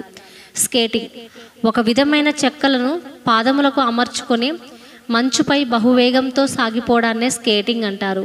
బహునేర్పుతో వారు వంపులు తిరుగుతూ శకటం పోయినట్లే కడువేగంతో జారిపోతుంటారు. దానికి ప్రత్యేకమైన తర్ఫీదు అవసరం. కొన్ని పర్యాయాలు బహు ఉన్నతమైన వారు ఈ వినోదాన్ని చూడడానికి వస్తుంటారు. స్విట్జర్లాండ్, నార్వే దేశాలు స్కేటింగ్కు ప్రసిద్ధి. 1948వ సంవత్సరపు జనవరి ప్రారంభంలో ఒక కొండపై జరుగు స్కేటింగ్ చూడడానికి నన్ను తీసుకెళ్లారు. మా కారు ముందుకు సాగడానికి వీలు కానంత విపరీతంగా మంచు కప్పబడి ఉంది. కొందరు నన్ను పట్టుకొని కొండ వద్దకు చేర్చారు. చాలా ఎత్తున మంచు ఆ కొండపై పడి ఉంది. అంటే 2 ఎత్తైన మనుషుల్ని ఒకరిపై ఒకరిని నిలబెట్టి ఆపై ఒక అర్ధ మనిషిని నిలబెడితే ఎంత ఎత్తుగా అగుపిస్తారో అంత ఎత్తున మంచు ఆ కొండపై పేరుకొని ఉంది. దాదాపు 2000 అడుగుల ఎత్తుగల ఆ కొండపై జరిగే స్కేటింగ్ని చూచి ఆశ్చర్యపోయాను. పుస్తకములు మేము నార్వే భాషలో ఇండియాలోని ఆంధ్ర అరవ ప్రాంతమందలి ఉజ్జీవము అనే ఒక చిన్న పుస్తకాన్ని ప్రకటింపచేశాం. వేల కొలది ప్రతులు ఇక్కడ ఖర్చయ్యాయి. ఈ విధంగా వేల ప్రజలు ఆత్మీయ పురోభివృద్ధికై కృషి సల్పి 1948వ సంవత్సరపు చివరిలో అక్కడి నుండి విమానంలో బయలుదేరి మాతృదేశం చేరుకున్నాను. 2వ పర్యాయము 1955వ సంవత్సరంలో అఖిల ప్రపంచ పెంతెకొస్త్ మహాసభ స్టాక్ హోమ్లో జరిగినప్పుడు అక్కడికి ప్రసంగికునిగా వెళ్ళాను. ఆ సభలు విజయవంతముగా గాంభీర్యంగా ముగించబడిన తదుపరి 2వసారి నార్వేకు వెళ్ళి కొన్ని వారాల పర్యంతము ఆయా ప్రాంతాలలో కూటాల్ని జరిపి మరింతగా విశ్వాసుల్ని బలపరిచి తిరిగి భారతదేశం చేరుకున్నాను. డెన్మార్క్ ముళ్ళు గుచ్చుకుంటేనే గులాబీ అందుతుంది. కొలిమి కాలితేనే సువర్ణానికి మేలిమి వస్తుంది. పుష్ప సంతతుల్ని నలిపితేనే పరిమళం బయటకు గుబాలిస్తుంది. క్రీస్తు కొరకై శ్రమలు అనుభవిస్తేనే ఫలితం దక్కుతుంది. నా సువార్త పరుగులో ఎన్నో ముళ్ళు గుచ్చుకుంటున్నాయి. వాటిని లెక్క చేయకుండా గురివైపుకే పరుగు తీస్తున్నాను. ఎందరో పెంతెకొస్తు విశ్వాసులు గొంతు తప్పించబడే అవాంతరాలు ఎదురైనా చెదరక ఆ యేసు వైపునే తమ భారాన్ని వేసుకొని కడుధైర్యంతో జీవిస్తున్నారు. 1947వ సంవత్సరంలో ఇంగ్లాండ్ నుండి స్వీడన్ వెడుతూ మార్గం మధ్యనున్న డెన్మార్కుకు ముఖ్య పట్టణమైన కుబ్బిన్ హాగెన్లో ఆగి అచ్చట ఉన్న పెంతెకొస్తు సంఘమందు 4 దినాలు ప్రసంగించాము. తదుపరి 1957వ సంవత్సరంలో జర్మనీలో ఉండగా అపోస్తలిక సంఘ ఆహ్వానాన్ని బట్టి మళ్ళీ డెన్మార్క్ వచ్చాను. ఆ సందర్భంలో అచంచలమైన విశ్వాసంతో జీవిస్తున్న ధనవంతుడైన ఒక పెంతెకొస్తు సంఘ పెద్ద ఇంటిలో నేనుండడానికి ఏర్పాటు చేశారు. అక్కడ ఉన్నప్పుడు ఆయన విశ్వాసాన్ని చూచి చాలా సంతోషించాను. నిజంగా ఆయన చెప్పే ఆయన సాక్ష్యాన్ని వింటున్నప్పుడు నేను చాలా ఆశ్చర్యపడ్డాను. అయ్యా, వింటున్నారా నేను చెప్పే ప్రతి మాట అంటూ తన జీవిత ఘట్టంలో జరిగిన ఒక విచిత్ర సంఘటనను చెప్పడం ప్రారంభించాడు. నేను వింటున్నాను. అది రష్యాలో గొప్ప విప్లవం చెలరేగుతున్న సమయం. అప్పుడు వేడి నెత్తురు ప్రవహిస్తున్న యువకుణ్ణి నేను. రష్యా దేశంలో భారీ ఎత్తున వ్యాపారం చేస్తుండేవాడిని. ఆనాడు చెలరేగిన భయంకర కిరాతక విప్లవ సమయంలో మారణ హోమం, తీరని హత్యాకాండ భయంకరంగా సాగుతోంది. నినాదాలు, ఆర్తనాదాలు, కన్నీళ్ల కఠోరపు మాటలు మిన్నంటుతున్నాయి. రాజుల్ని, వారి కుటుంబాల్ని కించిత్తైనా దయలేక ఇచ్చ వచ్చినట్లు చిత్రవద చేస్తున్నారు. అలాంటి సంఘటనలు నా కల్లారా ఎన్నో చూచి కన్నీళ్లు కార్చాను. ఒకరోజు ఒక రాజకుటుంబంలో 17 గురిని బలవంతంగా లాక్కొచ్చి పట్టపగలు నడివీధిలో నిలబెట్టారు. ప్రచండ జన సముదాయం తండోపతండాలుగా ఆ వింత నిలబడి చూస్తున్నారు. అప్పుడు ఆ రాజకుటుంబంలో ఒక్కొక్కరుగా చేసిన నేరాల్ని బహిరంగంగా ప్రకటించి పిదప వారిని చంపివేయడానికి అన్ని ఏర్పాట్లు సిద్ధం చేశారు. అదంతా నేను చూస్తూనే ఉన్నాను. ఏం జరుగుతుందో ఊహించిన నేను ఇంకొంచెమైనా నిలబడలేక ధైర్యాన్ని వహించి ఆ వద్యాధిపతి వద్దకు వెళ్ళాను. అయ్యా, ఒక్కసారి నా మాట వినండి. నేను డెన్మార్క్ దేశస్తుని. ఆ స్త్రీ నా భార్య. మేము తెలియక ఇక్కడికి వచ్చాం. మేము మరలా మా దేశానికి వెళ్ళిపోతాం. నా భార్య అయిన ఆమెను చంపవద్దని బ్రతిమాలాను. ఏమైతేనేమి, దేవుడు ఆయన హృదయాన్ని కరిగించి వేశాడు. తదుపరి ఆ అధికారి సెలవు పొంది ఆ రాజకుమార్తెను నేను వివాహం చేసుకున్నాను. వారే వీరు అంటూ అతని భార్యను, ఆమె తల్లిని చూపించాడు. ఈయన వృత్తాంతమంతా విషదపరుస్తుంటే ఆ రాజకుమార్తె కన్నీరు కారుస్తోంది. ఇప్పుడు వారు క్రీస్తు కొరకు బలమైన సాక్షులుగా, పెంతెకొస్తు సంఘస్థులుగా జీవిస్తున్నారు. దేవునికి స్తోత్రం. లండన్ 1947వ సంవత్సరంలో స్వీడన్ వెడుతున్నప్పుడు మార్గమధ్యనున్న లండన్లో ఆగి అక్కడున్న మిషన్ గెస్ట్ హౌస్లో 10 రోజులు బస చేశాం. కానీ ప్రత్యేకమైన పెద్ద కూటాలేమీ జరపలేకపోయాం. కానీ తదుపరి ఇండియాలోనున్న అపోస్తలిక్ మిషనరీ రెవరెండ్ పాల్ గారు నన్ను లండన్కు ఆహ్వానించమని లండన్లోని తమ మిషన్ హెడ్ క్వార్టర్స్కు వ్రాయడం చేత లండన్ నుండి అమెరికాకు వచ్చి అక్కడి కన్వెన్షన్లో నాతో పాలు పొందిన ఆ మిషన్ ప్రెసిడెంట్ నన్ను లండన్కు ఆహ్వానించారు. ఆ ఆహ్వానాన్ని అందుకొని ఇంగ్లాండ్, స్కాట్లాండ్, ఐర్లాండ్ మొదలగు సంఘాలలో 2 నెలలు ఉజ్జీవ కూటాలని జయప్రదంగా జరిగించాను. తదుపరి ఏలీం బైబిల్ కళాశాల స్థాపకుడును, గొప్ప స్వస్థత వరం కలిగిన ప్రొఫెసర్ జార్జి జిఫ్రిస్ గారు ఫాట్రిన్ అనే తమ సంఘానికి నన్ను ఆహ్వానించారు. నేను లండన్లోని ఆయా ప్రాంతాలలో పెడుతున్న ఉజ్జీవ సభల ఉత్తేజకర నినాదం ఆయన శ్రవణానికి సోకడం వల్లనే పరుగున నా వద్దకు వచ్చి పలు ప్రాంతాలకు నన్ను తీసుకువెళ్ళారు. నాకు ఆయనతో అంతకు ముందే పరిచయం ఉంది. అంటే 1947వ సంవత్సరంలో నేను స్వీడన్ దేశంలోని ఆ మహాసభకు ప్రసంగికునిగా వెళ్ళిన సందర్భంలో వీరు కూడా ప్రసంగికులుగా ఆ సభకొచ్చారు.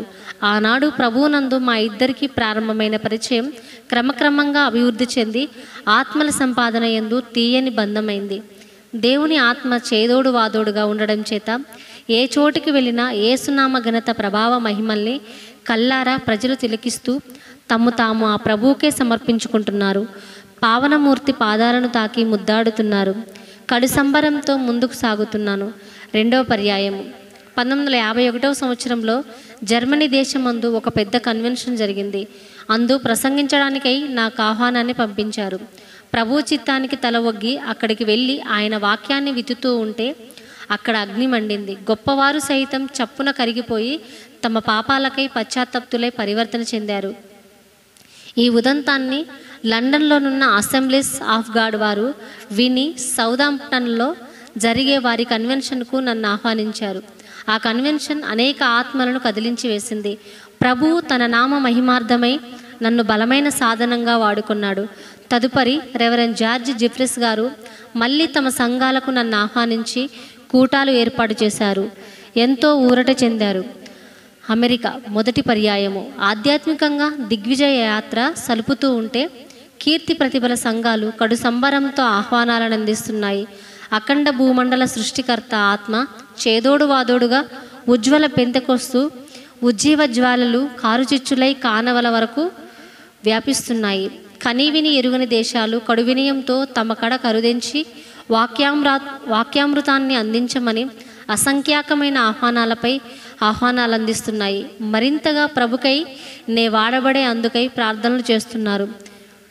1947వ సంవత్సరంలో స్వీడన్లో జరిగిన మహాసభలలో మాతో పాటు అమెరికాలో ఉన్న స్వీడన్ పెంతెకోస్తు మిషనరీలు కూడా పాలు పొంది అత్యాసక్తితో మాకు తర్జుమా చేసేవారు. ఈ మా వాక్య పరిచర్య ద్వారా వారు కడు ఆశ్చర్యం పొంది దైవాత్మతో ప్రేరేపణతో మమ్ము అమెరికాకు ఆహ్వానించారు. వారే కాదు, అంతకుముందు ఫిన్లాండ్ సభలలో పాల్గొని దైవం మా ద్వారా జరిగిస్తున్న సువార్త నినాదాన్ని ప్రత్యక్షంగా చూచి కదిలించబడ్డ అమెరికాలో ఉన్న ఫినిష్ మిషనరీలు కూడా మమ్మ ఆహ్వానించారు. ఆహ్వానానికి విధేయులమై అహోరాత్రులు యేసు కొరకై మాత్రమే మా యాత్ర కొనసాగించాలన్న తాపత్రయంతా నేను, ఫాస్టర్ కె అబ్రహాం గారు బయలుదేరాం. కొలంబోలో ఓడనెక్కి సముద్ర ప్రయాణం సాగించాం. అది ఒక కార్గో ఓడ. దాదాపుగా 33 రోజులు దానిలో ఉన్నాం. ఆ ఓడలో చైనా, సింగపూర్ నుండి వస్తున్న 7 మిషన్ కుటుంబాల వారు కూడా ఉన్నారు. వారితో కలిసి మేము ప్రభుని ఆరాధిస్తూ ముందుకు సాగుతున్నాం. ప్రతి ఆదివారం ఆ ఓడలోనే ఆరాధన జరుపుకునేవారం. అందులో 2 ఆదివారాలు నేను ప్రసంగించడానికి ప్రబలమైన ఆశీర్వాదం మా అందరికీ సంప్రాప్తం అవ్వడానికి ప్రభు కృషి చేశారు. ఫోర్ట్ సైడ్లో ఒక ఆదివారం మా ఓడ ఆగింది. ఆ ఓడకు అవసరమైన నూనె, నీరు సేకరించవలసి ఉండడంతో ఒక పగలంతా మేము అక్కడ గడపవలసి వచ్చింది. అయితే ఎక్కడున్నా కాలాన్ని వృధా చేయడం మాకు ఇష్టం లేదు.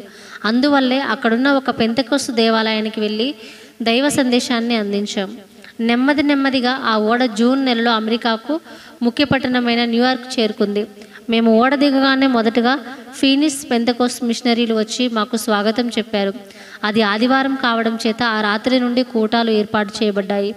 మేము అక్కడికి వస్తున్నామని తెలిసి అక్కడున్న ఫిన్లాండ్ వారు అనేక మంది వచ్చి ఆ కూటాలలో పాల్గొన్నారు. విశేషం ఏమంటే భారతదేశం నుండి ఇంతకు మున్నెవ్వరూ పెంతెకోస్తు మిషనరీలు సువార్త సంచారానికై అమెరికా వచ్చి ఉండలేదు. అందువల్లే మొదటిగా అక్షయుని రక్షణను గూర్చి చాటించడానికి దీక్షగా వచ్చిన హిందూ దేశస్థులమైన మమ్మల్ని ప్రత్యక్షంగా చూడడానికి, మా వస్త్రధారణ పరిశీలించడానికి, మా మాటలు వినడానికి తండోపతండాలుగా ప్రజలు రాసాగారు. మేము ఒక వింతగా వారికి అగుపిస్తున్నామంటే అతిశయోక్తి కాదు. మా సువార్త సేవా పరిచర్య గురించి, మా సమర్పణ త్యాగపూరిత జీవిత విధానాల గురించి నెమ్మదిగా విశ్వాసులు గమనిస్తున్నారు. స్వీడిష్ మిషనరీలు మా గురించి మరలా విని తమ మధ్యకు తక్షణం రమ్మని ఆహ్వానించారు. అమోఘమైన సేవ ముమ్మరంగా సాగుతోంది. మా వద్దకు రండి అంటూ క్రీస్తు యుద్ధ రంగంలోని యోధులు నూతనోత్సవ ఆర్భాటాలతో మాకు పిలుపొందిస్తున్నారు. చికాగోలో స్వీడిష్ పెంతెకోస్తు సంఘ నాయకుడైన ఫాస్టర్ జోసెఫ్ నోక్నిబోసి ఈ కూటాలను ఏర్పాటు చేసి చికాగోకు రమ్మని మమ్మ ఆహ్వానించారు.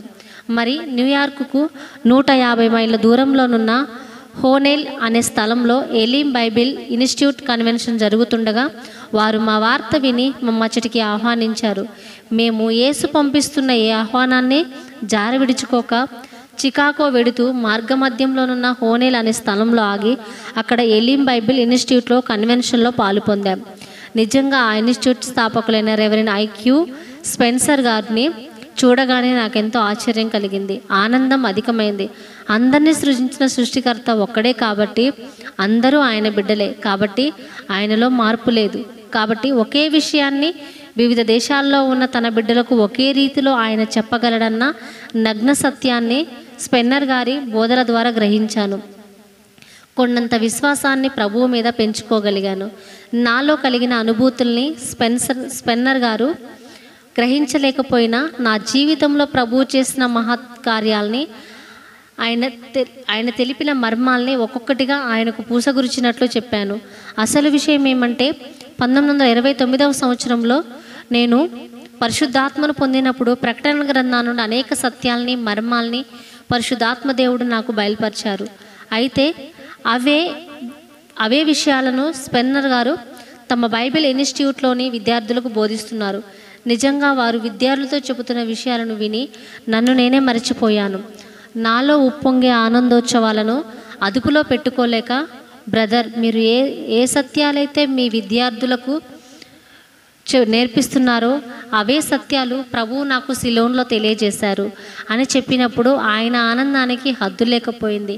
ఇద్దరం కలిసి ఆత్మావేశంతో ప్రభువుకు స్తోత్రాలు చెల్లించాం. నాటి నుండి మా ఇద్దరి మధ్య గాఢానురాగం పెనవేసుకుపోయింది. ప్రభువునందు మా అనుబంధం క్రమక్రమేపీ పెరగజొచ్చింది. ఎలీం సభల్ని ముగించుకొని చికాగో చేరుకున్నాం. అది పెద్ద పెంతెకొస్తు సంఘం. అక్కడ జరిగిన బ్రహ్మాండమైన మహాసభలలో ప్రభువు ఘనకార్యాలెన్నో చేశారు. ఫాస్టర్ కె అబ్రహాం గారు చికాగో నుండి మరి ఒకరితో కలిసి వేరొక ప్రాంతానికి సువార్త బీజాల్ని వెదజల్లుతూ సాగిపోయారు. తరువాత అక్కడున్న స్వీడిష్ స్వతంత్ర సంఘాలలో ఏర్పాటు చేయబడిన కూటాలలో విశ్రాంతి లేక పాల్గొన్నాను. కమ్మనైన వాక్యపు మన్నాతో ప్రజలు కడుసంతృప్తులయ్యారు. అనేక రోగులు స్వస్థత నొందారు. పాపపు కోటల పునాదులు వణికిపోయి బీటలు వారి నేలకూలాయి. కృపానుభవం, సంపూర్ణ జీవం, రక్షణానుభవం ప్రజల్ని సంతృప్తికరపు మార్గాల వైపు మళ్లింపజేశాయి. కొన్ని స్థలాల్లో ప్రసంగం జరుగుచుండగానే అనేక మంది పరిశుద్ధాత్మ బాప్తిస్మాన్ని పొందారు. దైవ కార్యాన్ని చూడడంతో నా హృదయం ఆనందంతో గంతులు వేసింది. ఆత్మల సంపాదనమే ధ్యేయంగా కలిగి అహర్నిశలు అక్షయుని రక్షణా సంకల్పాన్ని గురించి చాటిస్తూ ఉంటే తన కార్యాన్ని ఆయన సంపూర్తి చేస్తున్నారు. అనేక మంది పత్రికా విలేకరులు నా ప్రసంగాన్ని వార్తాపత్రికల్లో ప్రకటిస్తున్నారు. పత్రికల ద్వారా నా రాకను గురించి తెలుసుకొని అపోస్తలిక్ మిషన్ వారు పెద్ద కన్వెన్షన్ ఏర్పాటు చేసి నన్ను అక్కడికి ఆహ్వానించారు. అమెరికాలో అపోస్తలిక్ మిషన్ వారికి అక్కడక్కడ చిన్న సంఘాలు మాత్రమే ఉన్నాయి. వారు నన్ను తమ సభలకు ఆహ్వానించడానికి మరో కారణం కూడా ఉంది. 1947వ సంవత్సరంలో నేను నార్వేకు ముఖ్య పట్టణమైన ఓస్లోలో